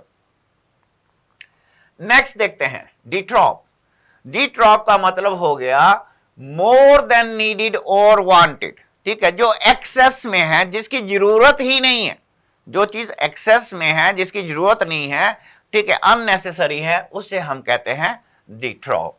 तो इस तरह से आसानी से आपने 13 नंबर को भी कर लिया। आगे बढ़ते हैं नंबर 14, एवर एंड एनॉन। यहां पर ये एक ईडियम है एवर एंड एनॉन, क्योंकि अक्सर आप लोग जो हैं स्पोकन इंग्लिश में एनॉन वर्ड का इस्तेमाल करते हैं इस प्रकार से, okay buddy see you anon, okay buddy see you anon, फिर मिलते हैं, जल्दी मिलते हैं। वहां पर ये एक आप जो है स्पोकन इंग्लिश के अंदर फ्रेज यूज करते हैं। यहां पर एवर एंड एनॉन लिखा हुआ है, जिसका मतलब होता है कभी कभार, नाउ एंड देन, कभी कुछ यदि या यदा कदी, कुछ ऐसे वर्ड होता है हिंदी में। Since I am not very good at Hindi, तो आप समझ गए होंगे कभी कभार। यस, कभी कभार is a right expression you can use for number 14। Okay, आगे बढ़ते हैं नंबर 15 में। यहां पर है every dog has his day. तो यहां पर आपको यह बताना है कि इस सेइंग के द्वारा, इस ईडियम के द्वारा हम ये कह रहे हैं कि आज या कल, आज या कल, आज नहीं तो कल, या कभी ना कभी भाग्य में परिवर्तन होता है। फॉर्चून कम्स सूनर और लेटर, किस्मत आज नहीं तो कल बदलेगी, तो उसको कहते हैं every dog has his day. Alright, and I apologize for my bad throat today because of bad throat, you know, the sound, my voice might not be that clear, but I'm trying my best कि आपको पूरी चीजें clear हो जाए। Anyway, यहां पर आपको बताना है एक सिनोनिम, यहां पर आपको बताना है एक सिनोनिम, समान शब्द, ठीक है, समान अर्थ वाला। यहां पर कोविटेड दिया हुआ है, कोविटेड का मतलब हो जाता है डिजायर्ड, जिसकी चीज की इच्छा की जाती है, ठीक है, जिसके लोग पीछे भागते हैं, हैंकर आफ्टर करते हैं, तो that is called desired. Next point देखते हैं नंबर 17 पे, हमें फिर से एक सिनोनिम बताना है शो, ठीक है, जबकि इसकी एक्चुअल प्रोनाउंसिएशन होता है शॉव। तो यहां पर इसका अर्थ क्या है, धकेलना, ठीक है, पुश करना, तो उसके लिए हमारे पास सिर्फ एक ही एक्सप्रेशन नजर आ रहा है एंड दैट इज पोक। ठीक है, आप पोक करते हैं तो यानी आप किसी चीज को पुश कर रहे हैं। आगे कर रहे हैं नंबर 18 पे, लॉफ्टी। लॉफ्टी सेंटीमेंट्स होते हैं लोगों के। ठीक है, लॉफ्टी का मतलब हो गया काफी ऊपर, काफी हाई। जैसे टावर होती है तो वहीं से बन गया टॉवरिंग। ठीक है, तो टॉवरिंग वर्ड हम यूज कर रहे हैं किस सेंस में? लॉफ्टी की सेंस में।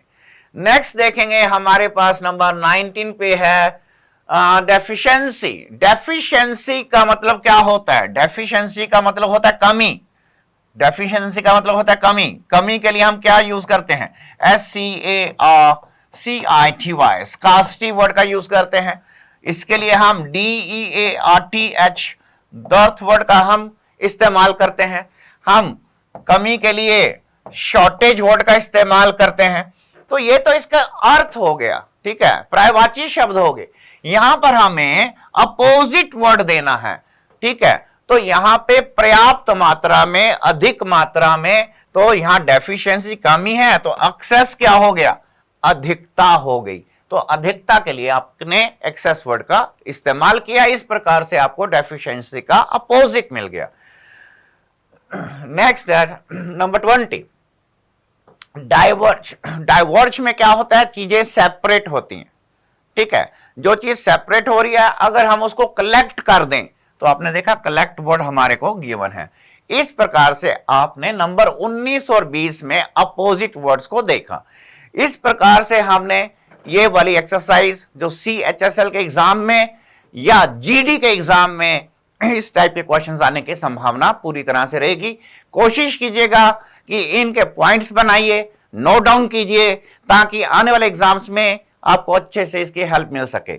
यदि आपने हमारे चैनल को अभी तक सब्सक्राइब नहीं किया है तो प्लीज सब्सक्राइब आवर चैनल, ताकि आपको समय समय पर नोटिफिकेशन मिलता चला जाए। और सेशन अगर अच्छा लगा हो तो इसको लाइक करना और शेयर करना मत भूलिएगा। मिलते हैं नेक्स्ट टाइम। खुश रहें। God bless all of you. Hello, hi, नमस्कार, सत श्री अकाल and very very very warm welcome to all of you rise smart Hindi YouTube channel पर। मैं श्याम मसाले जुड़ चुका हूं रीजनिंग के कठिन, आसान, डिफिकल्ट बट न्यू पैटर्न पर आधारित क्वेश्चंस रीजनिंग के लिए। तो चलिए आइए शुरू करते हैं वन बाय वन और देखने की कोशिश करते हैं क्या क्या है क्वेश्चन जो आज हमारे पिटारे में है और इंपॉर्टेंट भी है। तो चलिए शुरू करता हूं मैं सबसे पहले प्रश्न से। और सबसे पहले हमारे पास क्या क्वेश्चन दिया हुआ है उससे पहले हम लोग जानेंगे थोड़ी सी मेरे बारे में। मैं श्याम मसाले, कंप्लीट किया MSc विद मैथमेटिक्स। आप यहाँ पे कुछ बेसिक डिटेल्स देख सकते हैं मेरे बारे में। I am expert in reasoning, 9+ years teaching experience is there and almost 2 lakh plus students have got their guidance of academic and competitive field from myself. After that, there are total 5,000 plus students got their selections in government examinations. तो government job का सपना पूरा किया है 5,000 से भी ज्यादा candidate ने मेरे गाइडेंस में। तो चलिए ये रही मेरे बारे में थोड़ी सी बात। SSC CHSL के क्वेश्चंस के बारे में बात करेंगे, जानने की कोशिश करेंगे कि क्या क्या है आज हमारे पिटारे में। तो सबसे पहला क्वेश्चन ये रहा। मैं एक बार टाइमर रन करके दिखाता हूँ कि लाइव क्लासेस में कैसा होता है। लाइव क्लासेस में आपको ये क्वेश्चंस ऐसे ही टाइमर मिलेगा, आपको समय के अंदर आंसर देना होता है, कंपीट करना होता है टाइमर के साथ और सामने वाले कैंडिडेट के साथ। तो आप समय लीजिए भरपूर और बताइए करेक्ट आंसर क्या होगा अकॉर्डिंग टू यू ऑल। मजेदार क्वेश्चन है ये और जल्दी कर पाएंगे आप। जल्दी जल्दी जल्दी फास्ट करेंगे, फास्ट। बहुत आसान सा प्रश्न है, कोडिंग डिकोडिंग का सबसे बेसिक क्वेश्चन यहाँ पे दिया हुआ है। तो समय यहाँ पे समाप्त हुआ और ये समय समाप्ति पर हम सभी लोग देखेंगे करेक्ट आंसर क्या होगा। कि देखिए हमारे पास क्वेश्चन क्या दिया हुआ। क्वेश्चन दिया हुआ अप्रोच। अप्रोच के लिए ये कोड्स दिए हुए सारे और अप्रूवल के लिए ये दिया हुआ, पूल के लिए निकालना है। तो सबसे पहला काम होता है फर्स्ट लेटर उठाएंगे। फर्स्ट लेटर उठाएंगे और देखेंगे उसका फर्स्ट मेंबर के साथ। देखो अप्रोच में नंबर ऑफ लेटर लिमिटेड है इस नंबर्स से, डिजिट से। तो ए का 1 हमें यहाँ पे दिखाई दिया, ठीक है। P का होता है 16, 16 मुझे यहां दिखाई दिया। फिर P है उसका भी 16 नजर आ रहा है। फिर R है 18 नजर आ रहा है। O 15 नजर आ रहा है। A 1 नजर आ रहा है। C 3 नजर आ रहा है और H 8 नजर आ रहा है। This is the codes for approach. Next अगर मैं बात करूं अप्रूवल का, अप्रूवल में भी A 1 है, P 16, फिर 16, फिर R 18, O 15, V 22, A 1 and L 12। अब पूल का कोड निकालना है। पी के बारे में बात करें, पी इज 16 और 16 हमारे पास देखिए लगभग सारे ऑप्शंस में दिए हुए, देखो 16 आएगा, 15 15 12 यही आएगा हमारे पास। तो 16 15 देखिए ये हमारे पास, इसमें 15 15 नहीं, इसमें भी नहीं है, इसमें 15 15 12 इज करेक्ट, 14 तो होता नहीं है का वैल्यू, तो correct answer is option number C. अगर यही आंसर आपका आया है तो सेशन को लाइक करिए, शेयर करिए और डेली शाम को 5 बजे जुड़िए मेरे साथ और उम्दा प्रदर्शन करिए। यार अगला सवाल हमारे पास देखिए, ऑप्शंस यहाँ फीड करने हैं और बताने हैं करेक्ट आंसर क्या होगा। थोड़ा जल्दी करने की कोशिश करिए।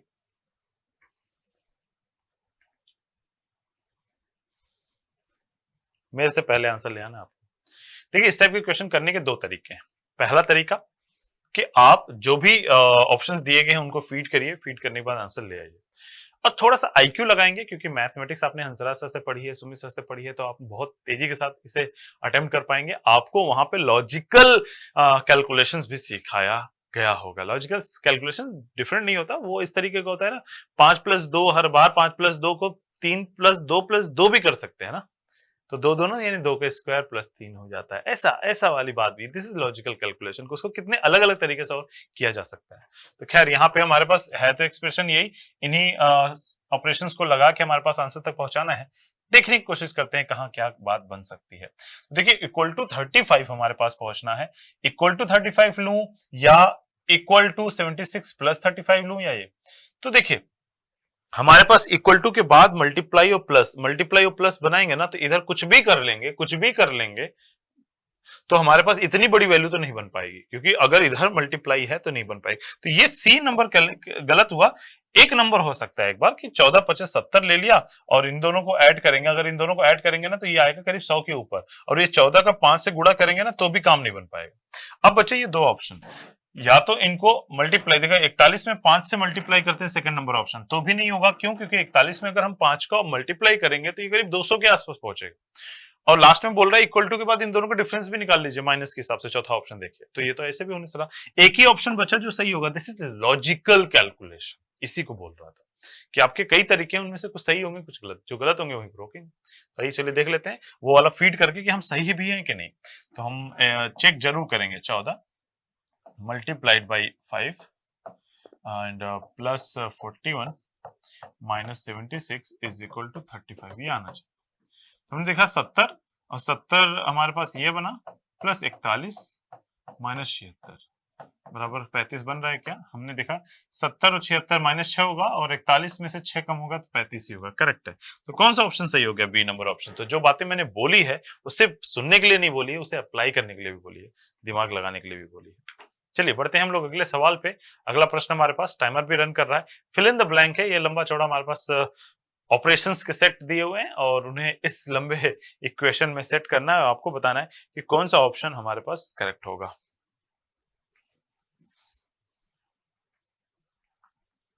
देखिए पहले तो एंड वाले इक्वल टू के बारे में सबसे पहले सोचें, यानी पहले यहाँ पे इक्वल टू 45 आएगा या 78 इक्वल टू ये नंबर्स आएंगे।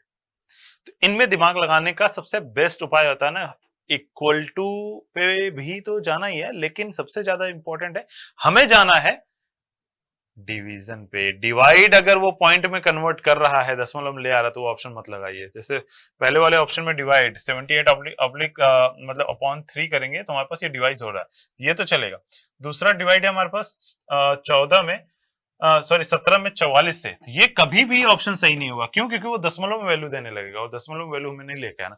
अगर बगल में मल्टीप्लाई होता ना तो एक बार सोचता मैं 59 का 44 के साथ, फिर भी कोई, क्योंकि 59 44 को ना कटेगा ना डिवाइड कर पाएगा कुछ भी, ये भी होने से रहा। अगला हमारे पास डिवीजन, अब डिवीजन यहां लेंगे इज ओके, यहाँ पे भी अभी एक बार हमारे पास बात पच जाती है। आगे बात करूं, हमारे पास डिवाइड है ही नहीं, सब मल्टीप्लाई। देखिए मल्टीप्लाई कोई भी दो वैल्यू ना इतनी बड़ी बना देगी उसको, जैसे कि इक्वल टू है 78। अब देखो पहला मल्टीप्लाई है 12 पंजे 60, ठीक है। फिर अगला मल्टीप्लाई लास्ट में 17 और 44 मल्टीप्लाई, कितना बड़ा वैल्यू हो जाएगा। फिर बाकी दो सिंबल जो है वो सिर्फ माइनस करके उनको कितना भी छोटा कर लेंगे, इतना बड़ा नंबर तो नहीं है जो उनको लेके आए 78 के आसपास। तो ये लॉजिकल कैलकुलेशन है। तो हमारे पास दो ऑप्शन एलिमिनेट हो गए, यही दो ऑप्शन बचे हैं। तो अब देख लीजिए, या तो 78 बीच में इसकी वैल्यू इक्वल टू इसकी वैल्यू हमारे पास होगी, तो उस पर भी दिमाग लगा लेते हैं। इक्वल टू कहां बोल रहा है? यहाँ पे तीसरा वाला ऑप्शन यहाँ पे equal to, C number option check कर रहा हूँ, यहाँ पे इक्वल, यानी इसको कुछ भी कैलकुलेट करना है हमारे पास और फाइनली हमें लेके आना है इसके इक्वल टू। अगर उधर जाता हूं तो 59 और 17 के बीच में ये मल्टीप्लाई लग रहा है, तो कितनी बड़ी वैल्यू हो जाएगी, जितनी बड़ी वैल्यू भी हो जाए वो 44 कम करके भी हमारे पास काम नहीं हो पाएगी, लेफ्ट साइड में वो वैल्यू ला ही नहीं पाएगी। तो हमें पता चल गया सी नंबर ऑप्शन भी नहीं आएगा, करेक्ट आंसर होगा ए नंबर ऑप्शन। चाहे तो चेक कर ले, आइए चेक कर लेते हैं, मन में संशय ना रहे, क्लियर हो जाए। तो पहला वाला ऑप्शन है 78/3, यानी सीधा डिवाइड कर दिया, प्लस 3 गुणे 12 माइनस 5 प्लस 59, मैंने 2 2 4 5 सिंबल 1 2 3, ठीक है 1 2, अच्छा 3 यहां मैंने ज्यादा ले लिया,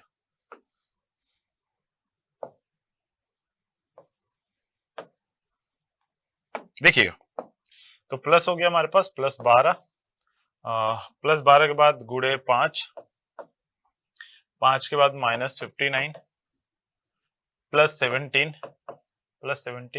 इक्वल टू हमारे पास वो दिया हुआ 44, इक्वल टू हमारे पास 44। देखेंगे मैच कर रहा है कि नहीं। तो ये देखो 3 से अगर हम इसे काटेंगे तो 3 दूना के 6 और 3 6 के 18, यानी 26 प्लस 60 माइनस 59 प्लस 17, ये 44 बनना चाहिए। तो देखो इन दोनों को अगर हम डिफरेंस निकालें तो ये 1 बनेगा हमारे पास, ये पूरी वैल्यू कितनी बन जाएगी हमारे पास, बराबर 1 हो जाएगी, यानी 26 प्लस 1 प्लस 17, तो 26 1 27, 27 7 44 ही होता है। देखिए हमारे पास क्या हो गया, आंसर आ गया, तो 2 1 3 1 4, ठीक है। तो correct answer first number option हमारे पास क्लिक हुआ। चलिए तो एक साथ हम लोग आगे बढ़ते हैं अगले वाले सवाल पे। अगला वाला सवाल हमारे पास क्या दिया हुआ, ये रहा, नंबर सीरीज का क्वेश्चन दिया हुआ, जल्दी से देखिए आप लोग, ये 70 से डबल सीरीज दिख रहा है। वीडियो को पॉज करिए, आप चाहें तो वीडियो पॉज कर सकते हैं, मैंने टाइमर रोक दिया है यहाँ पे, आप चाहे तो वीडियो को पॉज करके मेरे से पहले सॉल्व करिए, मैं लगातार सॉल्व कर रहा हूं, आप मेरे से पहले कर लें तो बेटर है। तो 78 है एक्चुअली, 78 112 64 क्वेश्चन मार्क 50 एंड 140, ये दिया हुआ अल्टरनेट सीरीज है। 78 का इसके साथ हमारे पास 14 का डिफरेंस देखिए, यहां से यहां तक की बात करें तो फिर से 14 का डिफरेंस है, आगे भी शायद यहां से यहां तक का भी अगर हम लोग बात करें, इन दोनों के बीच का डिफरेंस 140 और 112 के बीच में, 140 और 112 में देखते हैं हमारे पास दिख रहा है 8 और यहाँ पे ये 28, तो 14 14, तो 14 14 का डिफरेंस है, 112 और 14 हम ऐड करें, देखिए यहाँ माइनस हो रहा था बट यहाँ प्लस हो रहा है क्योंकि बढ़ रहा है हमारे पास। तो 14 अगर हम जोड़ेंगे 112 में, मैथ थोड़ा कमजोर है तो मैं बहुत आराम से फूक फूक के कदम रखता हूँ, 4 2 6 2 1 2 2 1 1 2 हो गया और 126 आंसर आना चाहिए, ऑप्शन में दिखना चाहिए, yes B number option is correct answer. तो बी हमारे पास करेक्ट आंसर आएगा और इस तरीके से हमारे पास आंसर पे हम लोग पहुंच पाएंगे। चलिए बढ़ता हूं मैं अगले सवाल पे, अगले प्रश्न पे। अगला प्रश्न हमारे पास क्या दे रहा है, हमारे पास अगला प्रश्न दिया हुआ है दैट इज आर का कोड दिया हुआ 87, नॉट का कोड दिया हुआ ये, और कैट का कोड क्या होगा इसके बारे में हमें आंसर देना है। तो देखो इस टाइप के जब भी हमारे पास क्वेश्चन आए तो आप फिलहाल तो दिमाग लगाइए, और मैं इसे होमवर्क देना चाह रहा हूं क्योंकि एक मजेदार क्वेश्चन है, सिंपल है तो बहुत सिंपल, बट फिर भी मैं आप लोगों को इसे एज अ होमवर्क देना चाहूँ। इसे सॉल्व करिए, कमेंट करके मुझे आंसर बताइएगा, एज अ होमवर्क रखिए इसे, क्योंकि डेली में एक होमवर्क देता हूँ, एक ऐसा क्वेश्चन जो होता आसान है लेकिन वो थोड़ा सा क्लू आपको पकड़ना होता है। लेकिन कमेंट करके आंसर जरूर बताइएगा कि कैट का कोड क्या होगा ऑप्शंस के अकॉर्डिंग, ठीक है। चलिए बढ़ता हूं, एक और प्रश्न देता हूं मैं आपको जो फीड करने से ऊपर है, 2 आपको प्रैक्टिस करा दिया है, अब ये तीसरा हमारे पास जिसपे आप जल्दी से आंसर बताइए क्या होगा। बड़ा सिंपल से छोटे छोटे नंबर्स हैं, क्यूट से, उनको जल्दी से कैलकुलेट कर पाएंगे। समय भी 20 सेकंड बचा हुआ है, उसमें करिए और जल्दी आंसर पे आइए।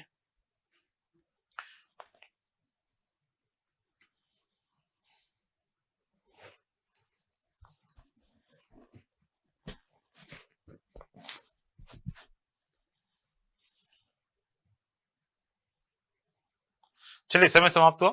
एक तरीका, एक जुगाड़ बताऊं, मैथमेटिकल लॉजिकल मैथमेटिक्स में क्या होता है पता है, जब भी हमारे पास इक्वल बीच में दिया हुआ उसके एक दोनों तरफ ना एक एक माइनस दिया हुआ उड़ा दीजिए। ये कहीं मैंने सीखा था, अप्लाई करके देखिएगा, बड़ा मजेदार ये एक रिजल्ट देता है। वो रिजल्ट क्या देता है कमेंट करके बताइएगा। फिलहाल आइए चलिए हम लॉजिकली से कनेक्ट करते हैं। सबसे पहले ये इक्वल टू अगर हमारे पास कहां दिया हुआ सेकंड नंबर पे, यहाँ पे हम इक्वल टू लेते देखिए देखो, क्योंकि ये सब लॉजिकल है, यहाँ पे इक्वल टू लेते हैं यानी इधर की वैल्यू बराबर होती, तो इधर क्या है डिफरेंस, यानी 8 आ जाता, उधर की बात करें जोड़े 6 और 6 में से 2 जाता हमारे पास ये, ठीक है। तो हमारे पास ये काम हमारे पास क्या हो जाता, बन जाता। ये करिएगा जरूर जो मैंने बताया है, इक्वल टू के दोनों तरफ कैंसिलेशन वाला करिए, बहुत मजेदार लगे, बहुत सारे क्वेश्चन पे करिएगा, खुद से बना के करिएगा ऐसे इक्वेशन। तो क्या बना हमारे पास कि इन दोनों को जोड़े 6 और 6 में से 2 गया हमारे पास आ जाएगा 4, तो ये बनेगा नहीं हमारे पास, तो ये तो बनने से रहा। दूसरा फिर यहाँ इक्वल टू लेते हैं, यहाँ बैरियर रखते हैं जहां जहां ये दिया हुआ है, ये 3 ऑप्शन में, फिर इसके लेफ्ट में मल्टीप्लाई, 13×5 कितना हो गया 65, उधर क्या किया हमने, दोनों को मल्टीप्लाई, 3 3 ही 9 दूना के 18, कभी भी इसके बराबर नहीं बनेगा, ये भी गलत। चौथा चेक कर लेते हैं, दोनों जोड़ दीजिए, 13×5 कितना हो गया 18, और उधर क्या बोला, दोनों मल्टीप्लाई, 3 3 9 दूना 18, क्या बन गया दोनों बराबर, D number option is correct. Check करने का ये भी एक बढ़िया तरीका है, ठीक है बच्चे। चलो आओ बढ़ते हैं हम लोग अगले सवाल पे। अगला सवाल हमारे पास दिया हुआ है, ये रहा, करेज, ब्रेवरी, सिनिस्टर का कोड बताना है, क्या होगा। करेज क्या होता है, उसका हम लोग अगर बात करें ब्रेवरी से तो वो कैसे रिलेट कर रहा है, इन दोनों में जो रिलेशन है वही सिनिस्टर का किसके साथ होगा, ये आपको बताना, जल्दी बताना।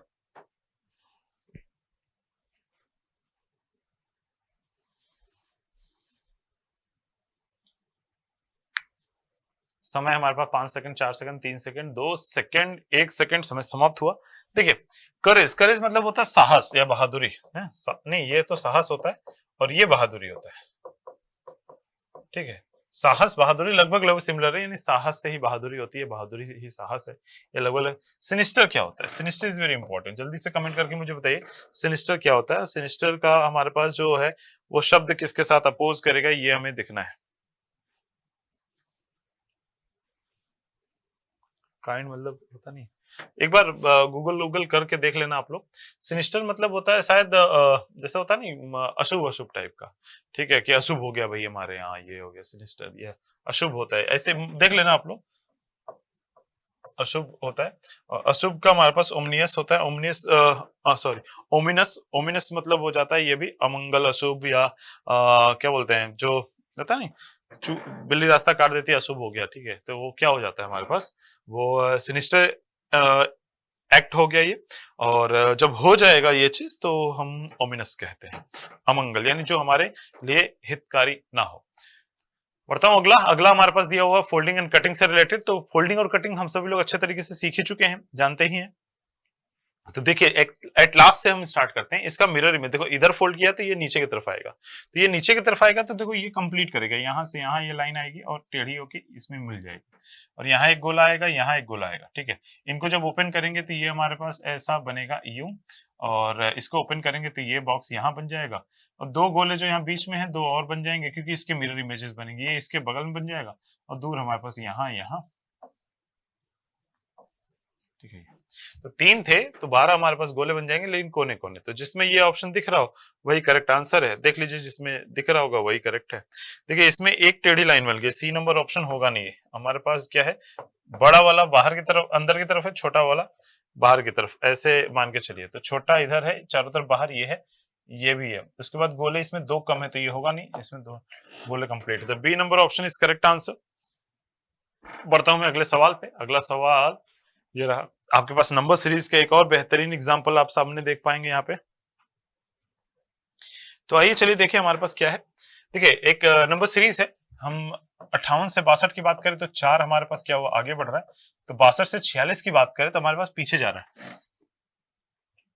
46, 4 और 16 का हमारे पास लेकिन पीछे जा रहा है। फिर यहाँ से यहाँ तक फिर आगे बढ़ रहा है, प्लस माइनस हो रहा है हमारे पास। तो 46, 4, 40, 4, 44, 45, हमारे पास कितना होला, 44, 4, 4 और 6, 36 हो रहा है हमारे पास आगे, ठीक है। 6, 6, 12, 1, 4, 3, 7, 1, 8, 36 आगे बढ़ रहे हैं। यानी ये 2 का वर्ग है, ये 4 का वर्ग है, ये 6 का वर्ग है, अगला हमारे पास 8 का वर्ग ही होगा। तो -64 हमारे पास होना चाहिए। यानी 482 में से अगर 64 कम करेंगे तो क्या होगा, तो 12 में से 4 गया 8, 1, 7, 1 और ये हमारे पास आ जाएगा कितना, 4, 418 है आंसर आना चाहिए। 418 हमारे पास डी नंबर ऑप्शन ही दिख गया, तो डी इज करेक्ट आंसर। अभी मैं जितना अच्छे तरीके से कर ले जा रहा हूँ, ये सिर्फ सोल्यूशन दिखाने की बात नहीं कर रहा हूँ बच्चे, इसको कैसे अटेम्प्ट करें, ये सीरीज में यही दिमाग कैसे लगा, इसके बारे में डिटेल में मैंने वीडियो दिया हुआ है, पूरा कंप्लीट बेसिक सिखाई हुई है। एसएससी सीजीएल गारंटेड बैच जो अभी हम लोगों का 26 सितंबर से स्टार्ट हुआ था, उसमें जाके सीरीज वाला टॉपिक पढ़ लीजिए। उसमें मैंने बताया कि आपके पास सीरीज आएगी, उससे घबराना नहीं है, आप उससे सीरीज देखिए कैसे कैसे क्या क्या कैलकुलेट हुआ, आप हमेशा आंसर तक पहुंच जाएंगे। Correct answer is D number option. चलिए आगे बढ़ते हैं हम लोग, अगले क्वेश्चन की तरफ बढ़ते हैं। अगला क्वेश्चन क्या दिया हुआ हमारे पास? ओह यस, योर फेवरेट, आप सभी लोग का फेवरेट। इसे डिक्शनरी ऑर्डर में अरेंज करना है। डिक्शनरी ऑर्डर में अरेंज करने के ही सेट को हमारे पास बात करेंगे। यहाँ पे समय रन कर रहा है हमारे पास, 18 सेकंड अभी भी और बचे हुए, जल्दी जल्दी से देख लीजिए। समय रोक देता हूं क्योंकि अब तक आंसर आपके पास आगे होंगे। तो क्या कह रहा है, देखिए जब भी हमारे पास इस टाइप के टॉपिक आए तो आपको सबसे पहला काम ये करना है, डिक्शनरी को अपने मन में एज्यूम करिए डिक्शनरी होती कैसी है। उसमें शब्द हमने नो डाउट डिक्शनरी पूरा रटी नहीं आपने, बट बहुत सारे लोग रटते भी हैं। अब उसमें सीक्वेंस क्या होता है, हमने देखा कि Z वाला वर्ड, A वाला वर्ड, जो वर्ड जब भी याद आया तब नहीं लिखा गया है, उसे प्रॉपरली एक पैटर्न दिया गया। उस पैटर्न में ये फॉलो किया गया, हम ABCD ऐसे पढ़ते हैं सीक्वेंस में, ऐसे ही सीक्वेंस हम इसमें भी रखेंगे। सीक्वेंस क्या रखा, A वाले शब्द पहले B वाले से, B वाले शब्द के बाद C वाले शब्द, C स्टार्ट होने वाले, ठीक है, फिर D से स्टार्ट होने वाले शब्द, फिर E से स्टार्ट होने वाले शब्द, ऐसे। अगर पहले लेटर से दो शब्द बन रहे हैं, यानी एंड भी बन रहा है, एप्पल भी बन रहा है, तो हमने क्या रखा, एंड को पहले, एप्पल को बाद में। क्यों? क्योंकि ए तो कॉमन हो गया, लेकिन अगला लेटर पहले कौन आएगा, एन वाला, एन, फिर पी आता है तो पी वाले। तो ऐसे सीक्वेंस बनाते चले गए। इसी सीक्वेंस में सारे शब्दों को पिरो के आपके सामने रखना, किसी अनदर लैंग्वेज में ट्रांसलेट करके, वो हमारा डिक्शनरी कहलाता है। अपने लोकल लैंग्वेज में, मतलब जो आपको आती है मदर टंग जो है, उस मदर टंग में किसी डिफरेंट लैंग्वेज के भाषा को कन्वर्ट करना शब्द ब शब्द, शब्दतः, तो वो हमारा क्या कहलाता है, डिक्शनरी कहलाता है। इंग्लिश डिक्शनरी इसीलिए बोलते हैं, हिंदी डिक्शनरी इसीलिए बोलते हैं। चलिए फिलहाल यहाँ पे देखिए P P P P P common है तो उड़ा दीजिए, फिर ओ सभी में कॉमन है, उड़ा दीजिए। अब उसके बाद क्या है, नेक्स्ट लेटर एस है, पी है और एल है और टी है। तो सबसे पहले एल वाले को लेंगे, ये सबसे छोटा एल होता है, तो एल यानी 4 नंबर सबसे पहले होना चाहिए। उसके बाद हमारे पास देखिए पी है, एस है, एस है, तो पी छोटा होता है, तो पी छोटा होता है तो 4 के बाद 5, फिर दोनों एस है कैंसिल, टी है कैंसिल, फिर बी है और एच है, तो बी पहले आएगा तो 3 नंबर, सॉरी पहले 5 था अब 4 है, पहले 5 था पॉपुलर, फिर उसके बाद 4, 5 4 हमारे पास 1 नंबर ऑप्शन आ गया भाई। फिर उसके बाद आएगा बी वाला 3, फिर उसके बाद 2, फिर 1, 5 4 3 2 1, जो कि सॉरी हमारे पास 1 नंबर ऑप्शन में दिया हुआ है। 1 नंबर ऑप्शन अगर आपके आंसर आए हैं तो आप सेशन को लाइक करिए और शेयर करके अपने सारे दोस्तों को बताइए कि कितना धमाल मचाते हैं। ये रहा अगला सवाल, अगला प्रश्न। हमारे पास एक सीरीज दी गई है, इस सीरीज में क्वेश्चन मार्क दिया गया है, कैसे होगा चलिए आइए देखें। सबसे पहला काम है, इसको रीड आउट करिए। ये यहाँ पे था, राइट साइड में इसको ऐसे घुमा दिया गया, क्लॉकवाइज घुमा दिया गया, तो ये वर्टिकल हो गया। अगले वाले में और एक बार क्लॉकवाइज घुमा दिया ऐसे, फिर आगे और ये घूम भी रहा है ऐसे ऐसे ऐसे क्लॉकवाइज और घूमता भी जा रहा है।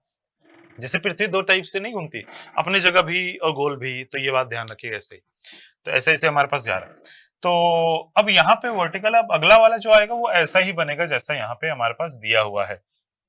तो ऐसा वाला ऊपर लेफ्ट साइड में जो हमारे पास ऑप्शन है वो ना ए में है ना बी में है, इन्हीं दोनों ऑप्शंस में है। चलिए अब डॉट के बारे में बात करें।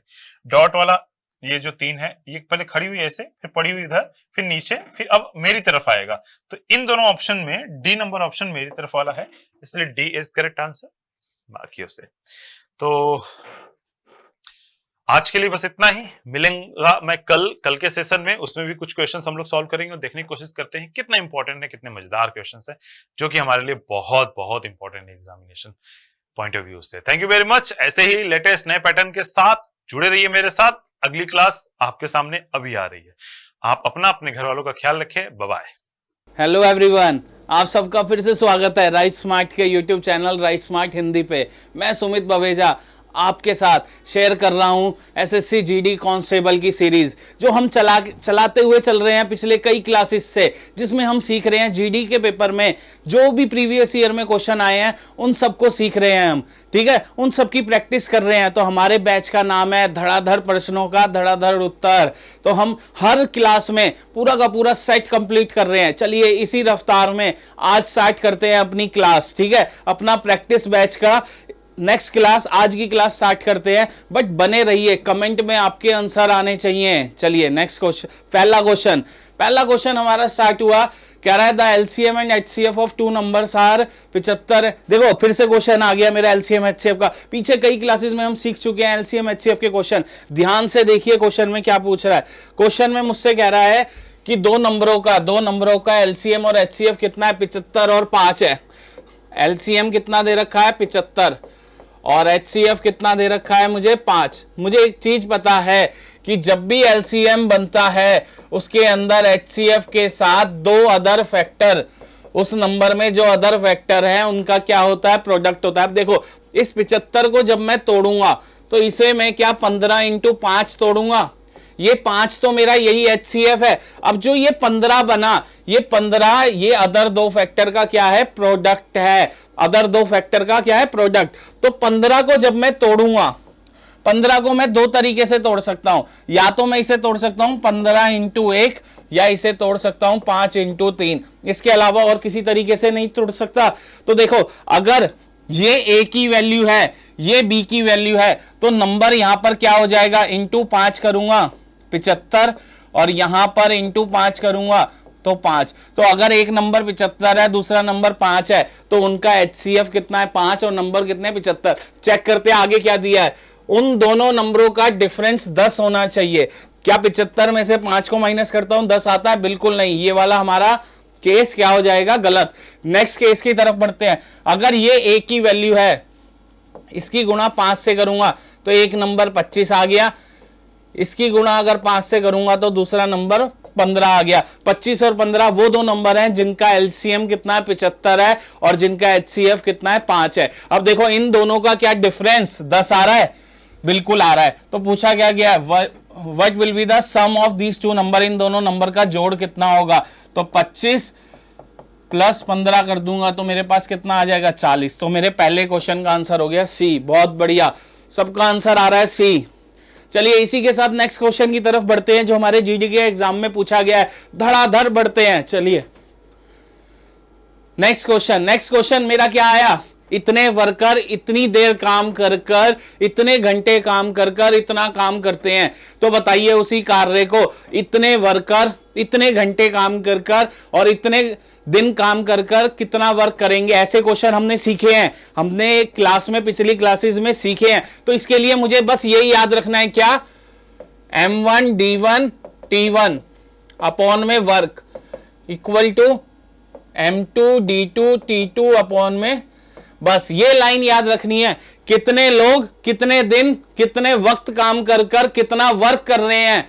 ऐसे ही दूसरी तरफ कितने लोग कितना दिन कितने टाइम काम कर रहे हैं। तो बस ये कितना काम कर रहे हैं इसको याद है। आप देखो अपने क्वेश्चन में जो जो गिवन है, मुझे वर्कर के बारे में बताया गया है, घंटे के बारे में बताया गया है, दिन के बारे में बताया गया है, और एक बिल्डिंग। तो मुझे सारी चीजें बताई गई हैं। इस साइड की क्या बताई गई हैं, 16, एम की जगह क्या आ गया, 16 जने कितने दिन काम कर रहे हैं, 32 दिन काम कर रहे हैं।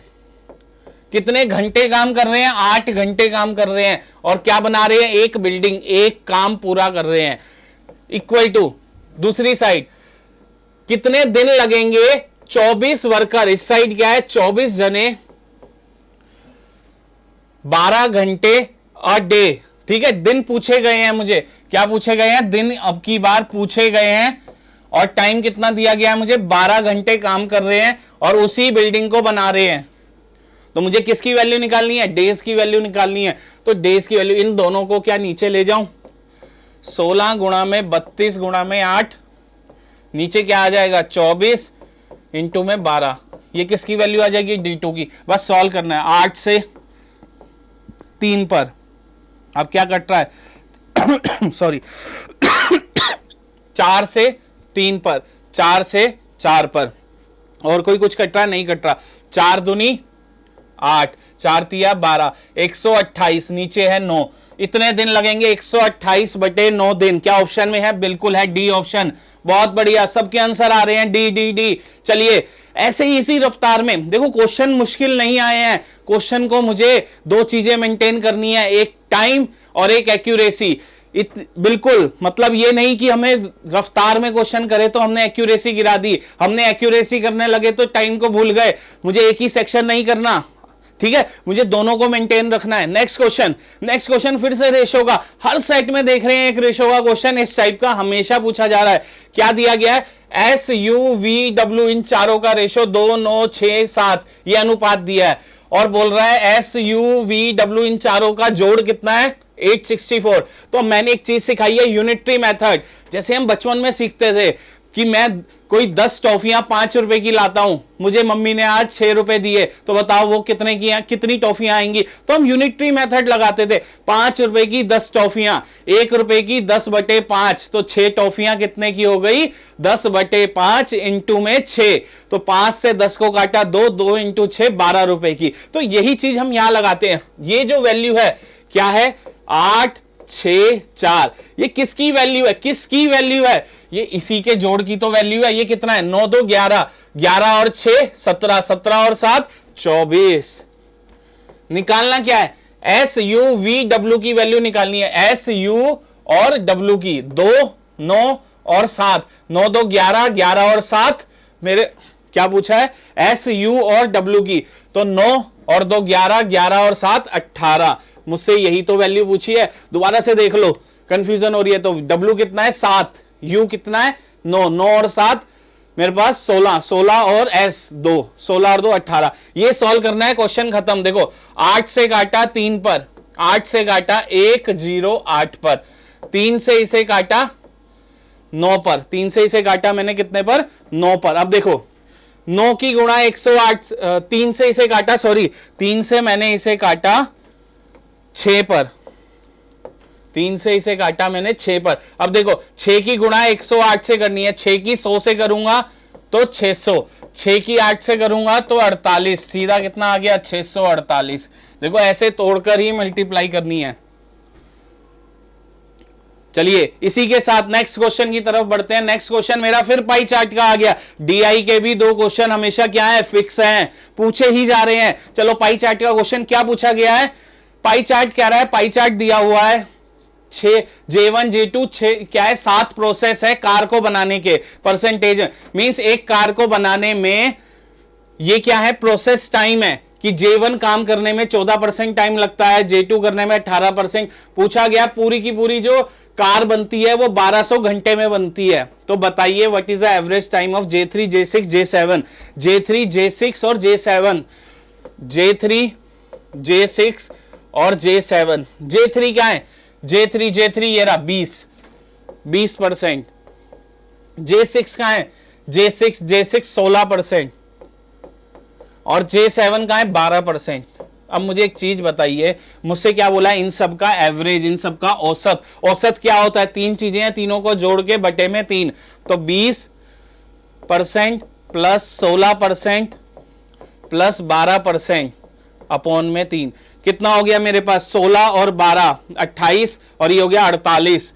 48/3, 3 से काटूंगा 1 और मेरे पास 18 आया 6 पर, तो मेरे पास आ गया सीधा 16%। 16% किसका? 1200 का 16%। तो देखो 16% ऑफ 1200, जो इसका नीचे देखो 10% कितना होगा?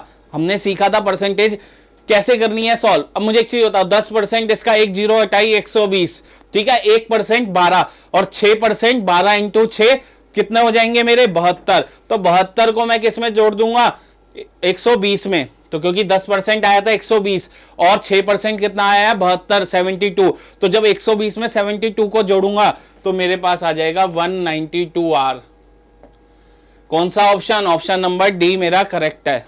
बहुत बढ़िया, सबके बहुत अच्छे आ रहे हैं आंसर। देखिए इसी रफ्तार में बढ़ते रहिए और हमारे चैनल को सब्सक्राइब करिए। जो भी आपके दोस्त तैयारी कर रहे हैं एसएससी जीडी की, ठीक है, या एसएससी के कोई भी एग्जाम की, एमटीएस की, सीपीओ की, या जिनका सीजीएल के पेपर चल रहे हैं, उन सबके साथ हमारी वीडियो शेयर करिए कि मैथ के प्रीवियस ईयर जरूरी नहीं है, एसएससी का पेपर चल रहा है जरूरी नहीं है वो हर बार एसएससी सीजीएल के प्रीवियस ईयर ही उठाएगा। वो हो सकता है आज उसका मूड बना, उसने कहां से उठा लिए क्वेश्चन? जीडी से उठा लिए। As it is same pie chart आपको पेपर में दिख सकता है आने वाले सीजीएल के एग्जाम्स में। चलिए इसी के साथ नेक्स्ट क्वेश्चन किसका आया? ट्रायंगल का, त्रिभुज का। तीनों साइडों का रेशो कितना दे रखा है, 5:2:1 दे रखा है। आगे बोला है पेरीमीटर कितना है, 88। वही चीज देखिए यूनिटरी मेथड, ये 88 वैल्यू किसकी है, इन तीनों के जोड़ की, क्योंकि पेरीमीटर क्या होता है, परिमाप, तीनों साइडों का जोड़। 5, 2, 7 और 1, 8, नीचे क्या रख दूंगा 8। निकालनी क्या चीज है उसको यहां रखना है। What is the length of largest, इनमें सबसे लंबी कौन है, 5, 5 को यहां 8 से काटा 11, 11 इंटू 5, सीधा आंसर आ गया 55 centimetre. Option number D correct. देखिए क्वेश्चन में लगा कुछ टाइम, क्वेश्चन हो गया 6 से 7 सेकंड में। कितने में, 6 से 7 सेकंड में। चलिए नेक्स्ट क्वेश्चन चलते हैं। नेक्स्ट क्वेश्चन क्या है, कह रहा है speed of Deepak and Vinod किस रेशो में है, 19:12।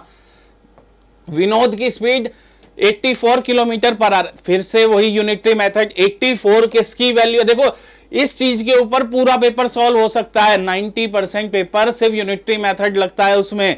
84 किसकी स्पीड है, विनोद की। रेशो में विनोद कहां है, दूसरे पर बैठा है, तो 84 वैल्यू किसकी, 12 की। निकालनी किसकी है, स्पीड ऑफ दीपक की। दीपक की कितनी है, 19। कितनी है, 19। देखो 12 से इसे काटा 7 पर, तो 7 की गुणा अगर मैं 19 से करूंगा तो मेरे पास क्या आएगा, 19 सत्ते 133। कितना आएगा, 133। 133, सी ऑप्शन इज करेक्ट। बहुत बढ़िया। देखिए इसको भी करने में कोई 10 सेकंड लगे, नहीं लगे। तो अगर मेरे को 20 में से 15 क्वेश्चन ऐसे हैं जो मैं 10 सेकंड के अंदर कर सकता हूं, तो मेरे को कितनी देर लगी, पेपर मैथ का ही क्या सबसे पहले हो जाएगा। तो इसी के साथ चलते हैं। प्रैक्टिस, देखो प्रैक्टिस करते रहेंगे। हमारा बैच क्या है, SSC GD constable practice batch, जिसमें हम आपको कंप्लीट प्रैक्टिस करा रहे हैं। जितने भी एग्जाम, जितने भी पेपर आए हैं उन सबकी प्रैक्टिस करा रहे हैं। तो जब हम सारी प्रैक्टिस आपको करा देंगे और पेपर में डिजिट चेंज होगी, क्वेश्चन तो वही आएगा, कंसेप्ट तो वही पूछा जाएगा। चलिए नेक्स्ट क्वेश्चन। नेक्स्ट क्वेश्चन क्या बोलता है मुझसे, कहता है an article is sold for इतने का आफ्टर गिविंग अ डिस्काउंट दे। फिर से बहुत इजी क्वेश्चन। डिस्काउंट परसेंट कितना है, 12.5%। 12.5% का मतलब होता है 1/8। अब ध्यान से सुनना, जब भी डिस्काउंट परसेंट तोड़ी जाती है, नीचे वाली चीज अंकित मूल्य होती है, ऊपर डिस्काउंट छूट होती है। तो मुझे बताओ ये क्या है, ये मेरी अंकित मूल्य, ये मेरा डिस्काउंट तो विक्रय मूल्य, मेरा सेलिंग प्राइस कितना हो जाएगा, 7 हो जाएगा। तो मुझे जो दे रखा आर्टिकल कितने का बेचा गया, 5, 8, 4, 5 का। ये वैल्यू किसकी, ये वैल्यू 7 की। निकालनी किसकी है, मार्क प्राइस पूछा गया, किसकी निकालनी है, 8 की वैल्यू। हो गया क्वेश्चन। देखो 7 से इसे काटेंगे, 56 आया 8 पे, कितना बचा 24, 21 आया 3 पे, 35 आया 5 पे। तो मेरे पास आ गया 835 इंटू में 8, ये आ गया मेरे पास। अब देखो इसको गुणा करना है। अगर गुणा करने में टाइम लग रहा है तो ऐसे सोचो, ये क्या है, 800 प्लस 30 प्लस 5। 800 की 8 से करूंगा, 800 की 8 से करूंगा तो 6400 आएगा, प्लस 30 की 8 से करूंगा, 8 दिया 24, 240 आएगा। 8 की 5 से करूंगा 40 आएगा। अब देखो इसको जोड़ दो 6400 प्लस 240 क्या आ गया, 6640। उसमें 40 जोड़ा, 6680। ऑप्शन नंबर ए क्या है मेरा, बिल्कुल सही है। देखो कैलकुलेशन कई बार मल्टीप्लाई करने में अगर टाइम लग रहा है तो इसको ऐसे उसे तोड़ दो, जैसे हम परसेंटेज को तोड़ना सीख रहे हैं। 16% निकालना था, 16% को 10% पे तोड़ा और 1% अलग से निकाला, 1% वाली वैल्यू को 6 से गुणा किया, यही तो कर रहे थे। ऐसे ही यहां पर 8 की गुणा 800 से 6400, 8 की गुणा 30 से 240, 8 की गुणा 5 से 40, जोड़ दिया, इसको ऑप्शन आ गया 6680। इसी रफ्तार में नेक्स्ट क्वेश्चन की तरफ बढ़ते हैं। अब देखो नेक्स्ट क्वेश्चन क्या आया, ये चीज इससे इतने परसेंट ज्यादा है, वो चीज उससे इतने परसेंट कम है।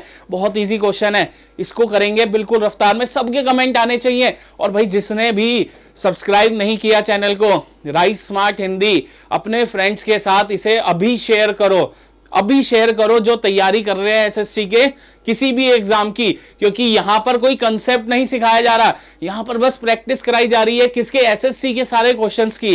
तो जब प्रैक्टिस प्रैक्टिस प्रैक्टिस, जैसे मॉक लगाते हो तो थोड़ी देर के लिए 1 घंटा हमारे लिए भी दीजिए। 7 से 8 जहां पे हम मैथ सिखा रहे हैं आपको, और 3 से 8 सारे सब्जेक्ट सिखाए जा रहे हैं, और सारे सब्जेक्ट में भी आपको सारे एग्जाम के क्या सिखाए जा रहे हैं, प्रैक्टिस सेट कराए जा रहे हैं जो प्रीवियस ईयर पूछे गए हैं। चलो क्वेश्चन करते हैं।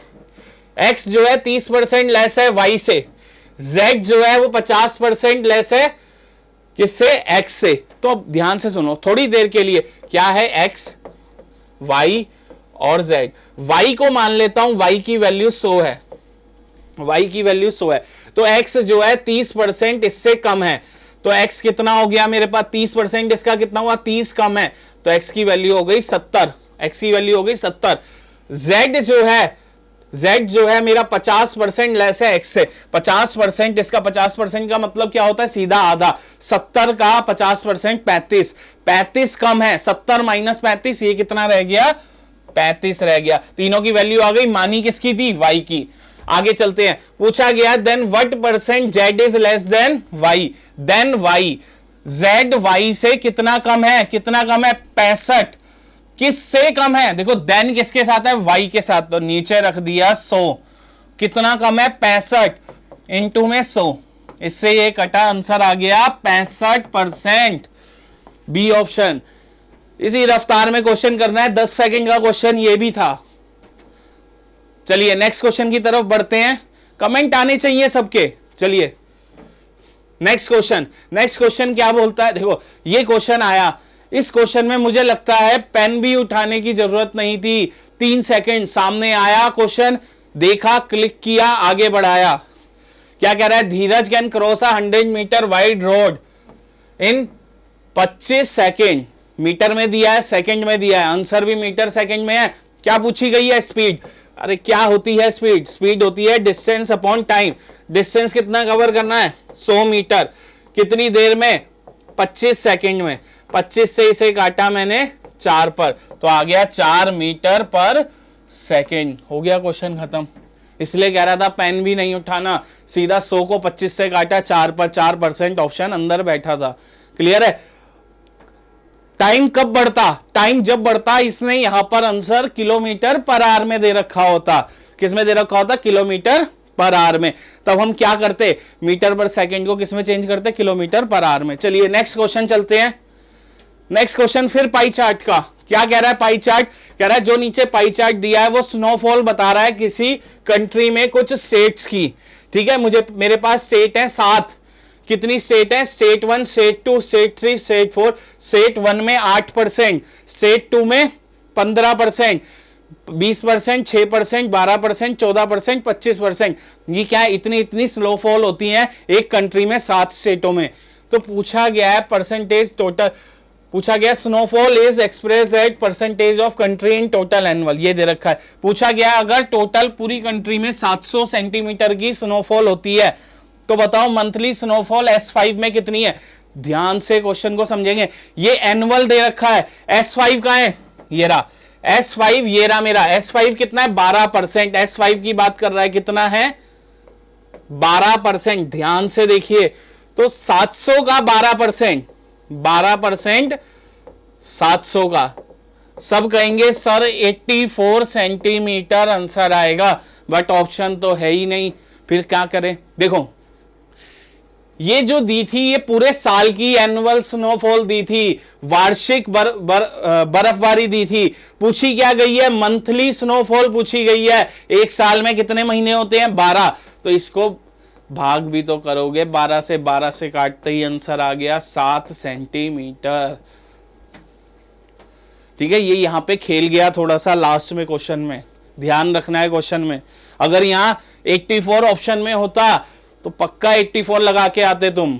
ठीक है, चलो नेक्स्ट क्वेश्चन चलते हैं। नेक्स्ट क्वेश्चन किसका आ गया, सिंप्लीफिकेशन का। सिंप्लीफिकेशन का पता है हमें क्या यूज करना है, बोर्ड मास, BODMAS। बी से ब्रैकेट, ब्रैकेट में पहले ये खुलता है, फिर करली खुलता है, फिर स्क्वायर खुलता है। ओ से मतलब ऑफ होता है, ऑफ भी काम मल्टीप्लाई का करता है। डी से डिवाइड, एम से मल्टीप्लाई, ए से एडिशन और एस से सब्ट्रैक्शन, ऐसे ही खुलता है। अब देखिए इस सब में सबसे पहले कहाँ है, ब्रैकेट, ये अंदर वाला, ये सॉल्व होगा। तो जब ये सॉल्व होगा 4/5 डिवाइड 5/8 माइनस 7/5 प्लस 2/15 ऑफ अंदर, ये जब डिवाइड होगा 3/2 इंटू में 5/4, यही आ जाएगा और यहां पर ब्रैकेट बंद। अब देखो कुछ कट नहीं रहा, ये हो गया 15/8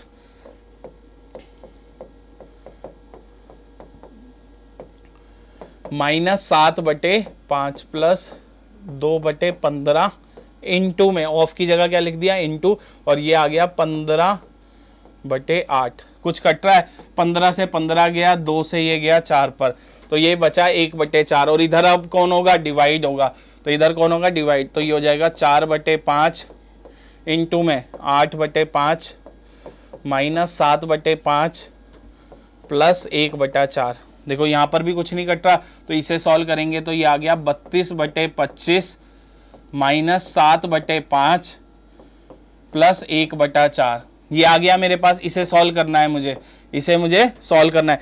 25, 5 और 4 का एलसीएम, 25, 5 और 4 का एलसीएम कितना आएगा 100, कितना आएगा 100। 25 की भाग करेंगे 100 से तो कितना आएगा 4, 4 की गुणा 32 से करेंगे, 4 दूनी 8, 4 तिया 12, 128 माइनस बीच में लगाएंगे। 5 को इससे भाग करेंगे तो मेरे पास आएगा 20, 20 की गुणा 7 से करेंगे तो 140। 4 को इससे भाग करेंगे 25, 25 की गुणा 1 से करेंगे तो प्लस 25, ये आ गया मेरे पास। अब देखो प्लस प्लस वाले ये दो है, 128 और 125 को जोड़ना है तो मेरे पास कितना होगा 120, 140, 148, 153 माइनस 140 बटे में 100, इसमें से घटाऊंगा तो 13/100। क्या ऑप्शन में है 13/100? बिल्कुल A option, A option is correct, 13/100। क्या आ गया मेरे पास आंसर 13/100।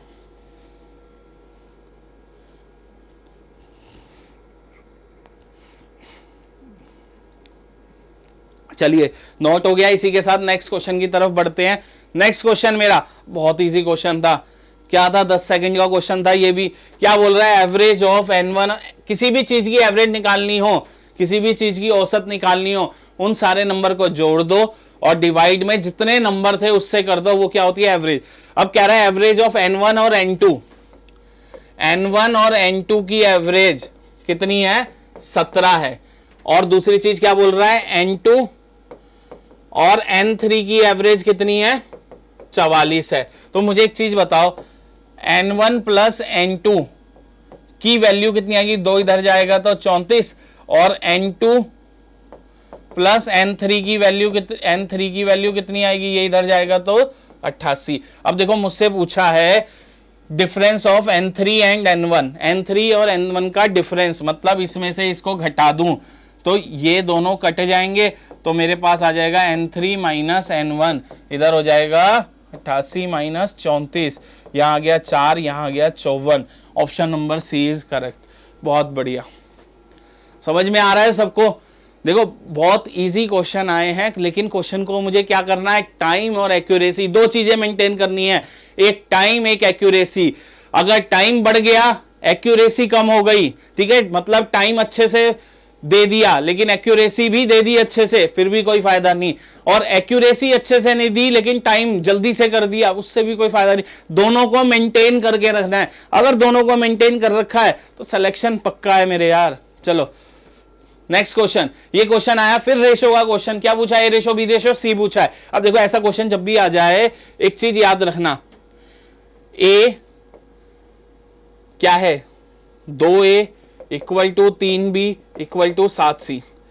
एक तरीका तो है, इसको थोड़ी देर के लिए k मान लो, तो a की वैल्यू हो गई k/2, b की वैल्यू हो गई k/3, इसको इससे इक्वेट करूंगा तो ये आ जाएगी, इसको इससे करूंगा तो ये आ जाएगा, इसको इससे करूंगा तो c की वैल्यू k/7।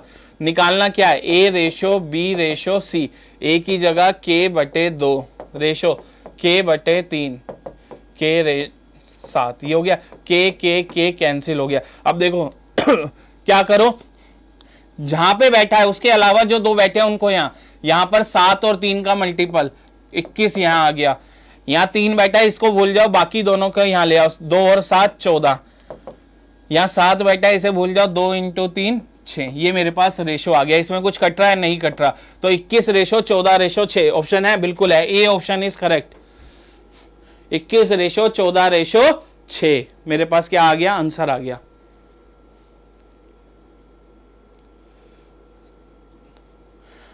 इसको और भी जल्दी करना होता तो कैसे करते?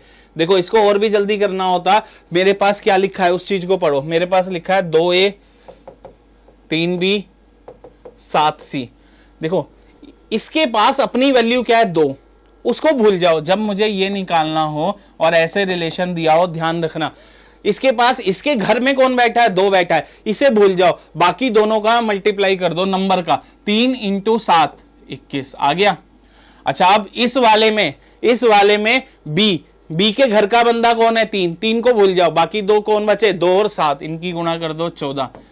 सी कौन है, सी के घर कौन बैठा है, 7 को भूल जाओ, तो क्या बचा, 2 और 3, इनकी गुणा कर दो 6। 21:14:6, तब भी आंसर आ जाएगा।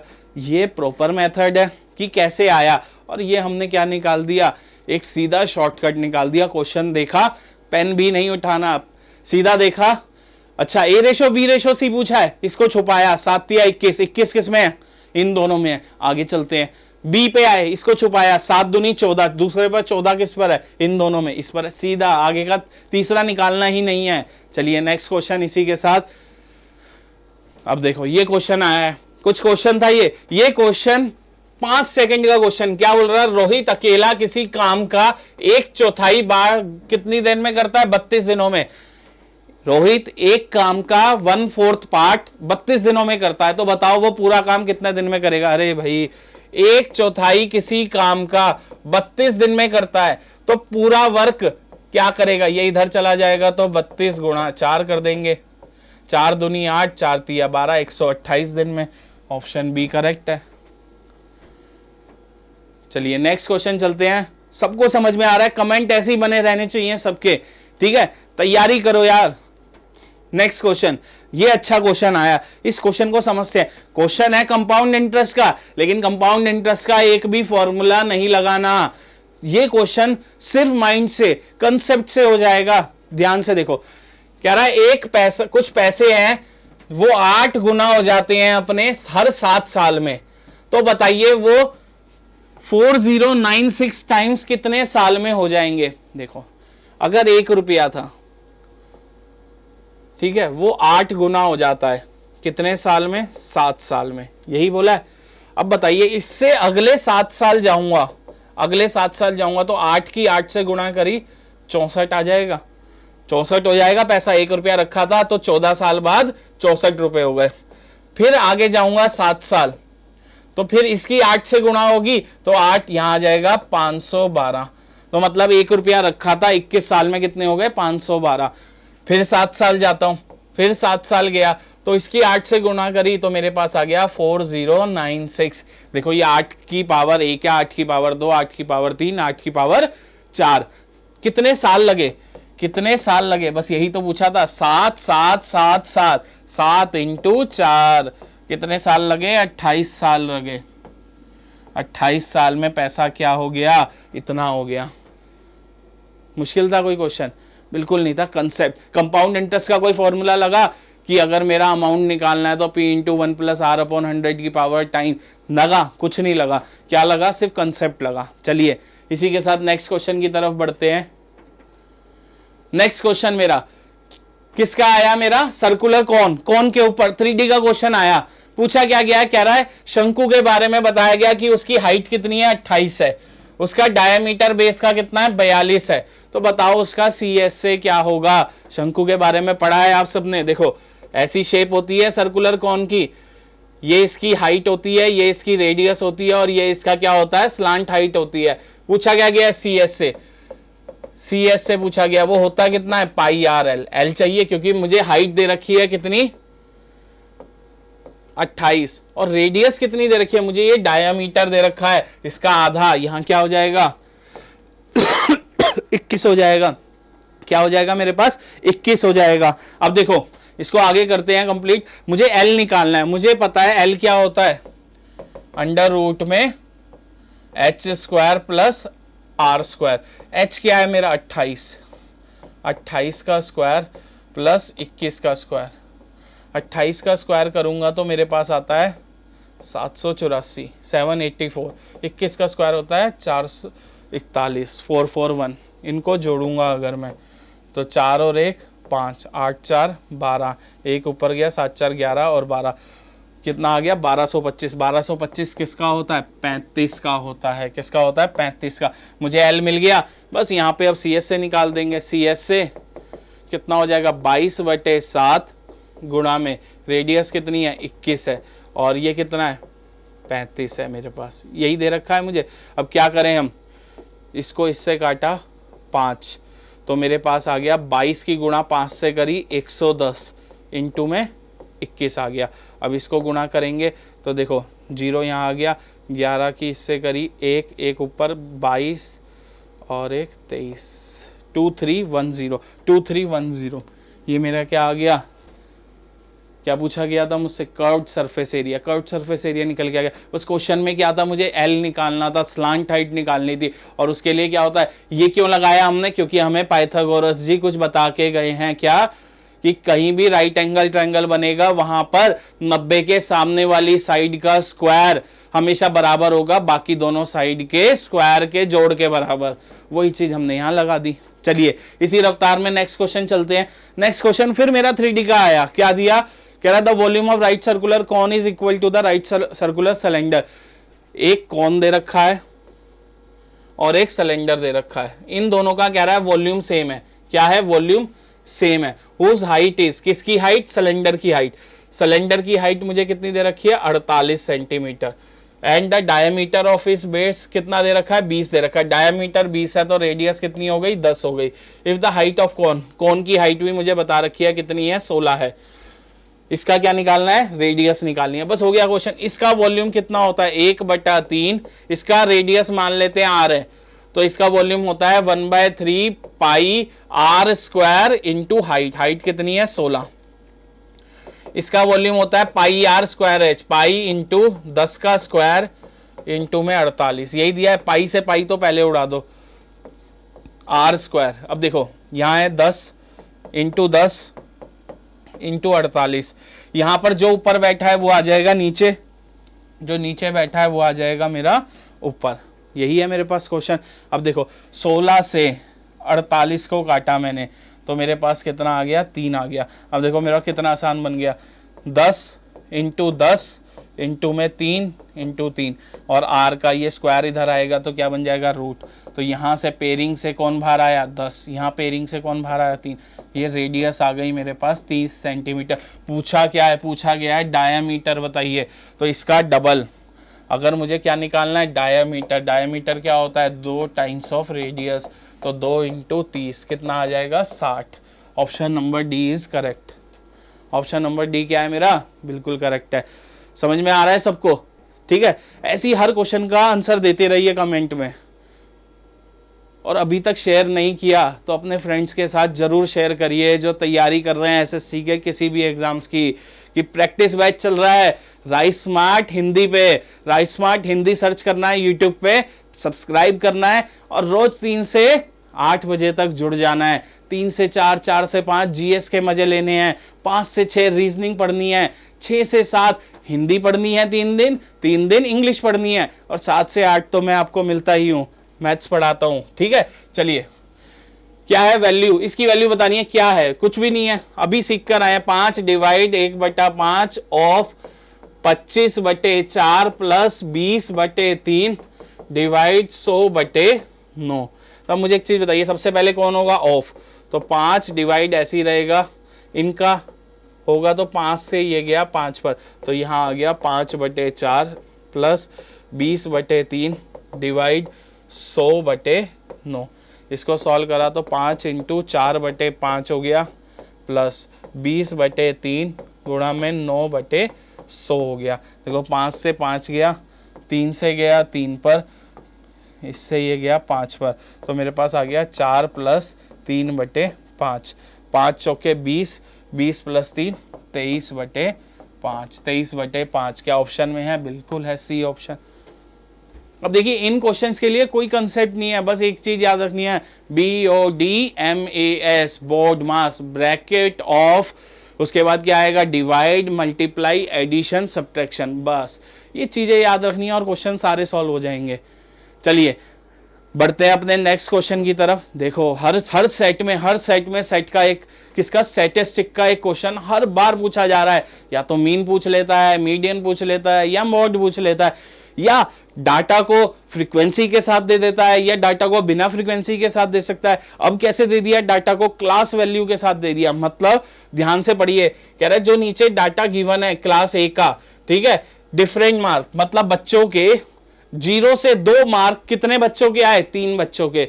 2 से 4 मार्क कितने बच्चों के आए, 4 बच्चों के। 4 से 6 1 के, 6 से 8 1 के, 8 से 10 1 के, 10 से 12 0 के। पूछा है इसका मीन क्या होगा। अब देखो इसका मीन कैसे निकालेंगे, सबसे बड़ी बात है इसका मीन कैसे निकालेंगे।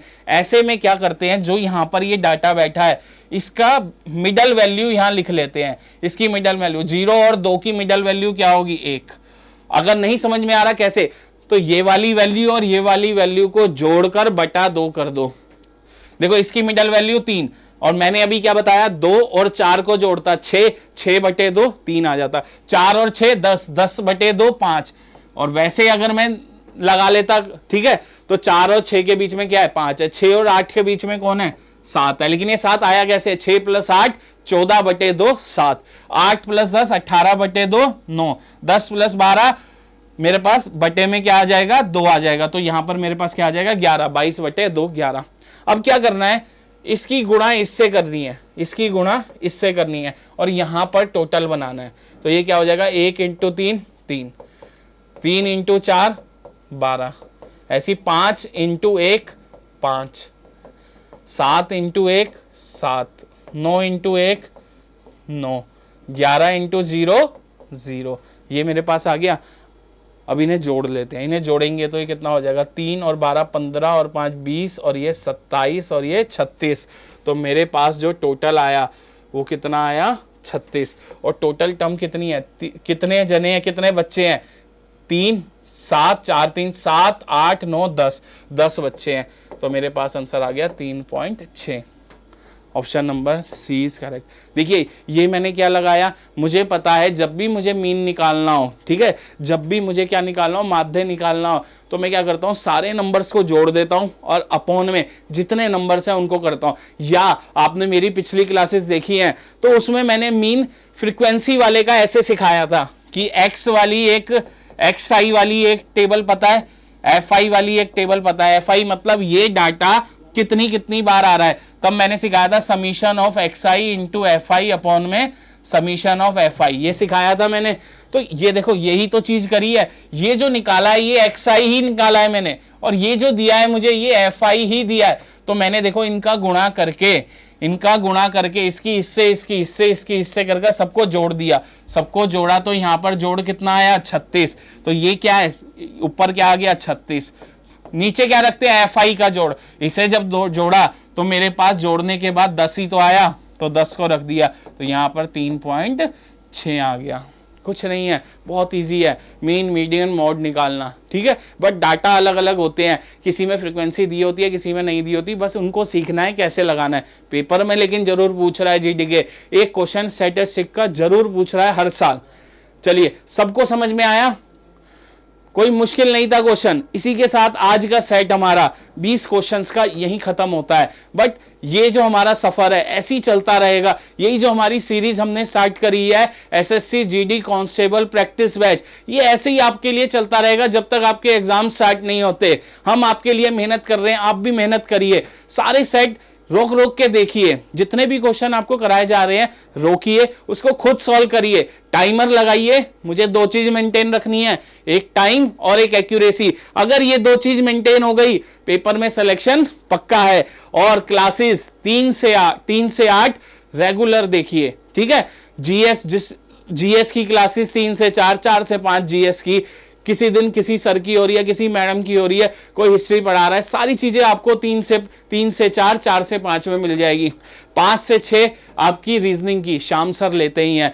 6 से 7 या तो आपकी हिंदी की निखिल सर लेंगे, या मंडे ट्यूसडे वेडनेसडे आपकी क्रोनी सर लेते हैं इंग्लिश की क्लास। और 7 बजे तो मैं आपके साथ जुड़ी जाता हूं जहां पर हम कर रहे हैं। चलिए बने रहिए, पढ़ते रहिए, हंसते रहिए, फिर मिलेंगे नेक्स्ट क्लास में। Thank you.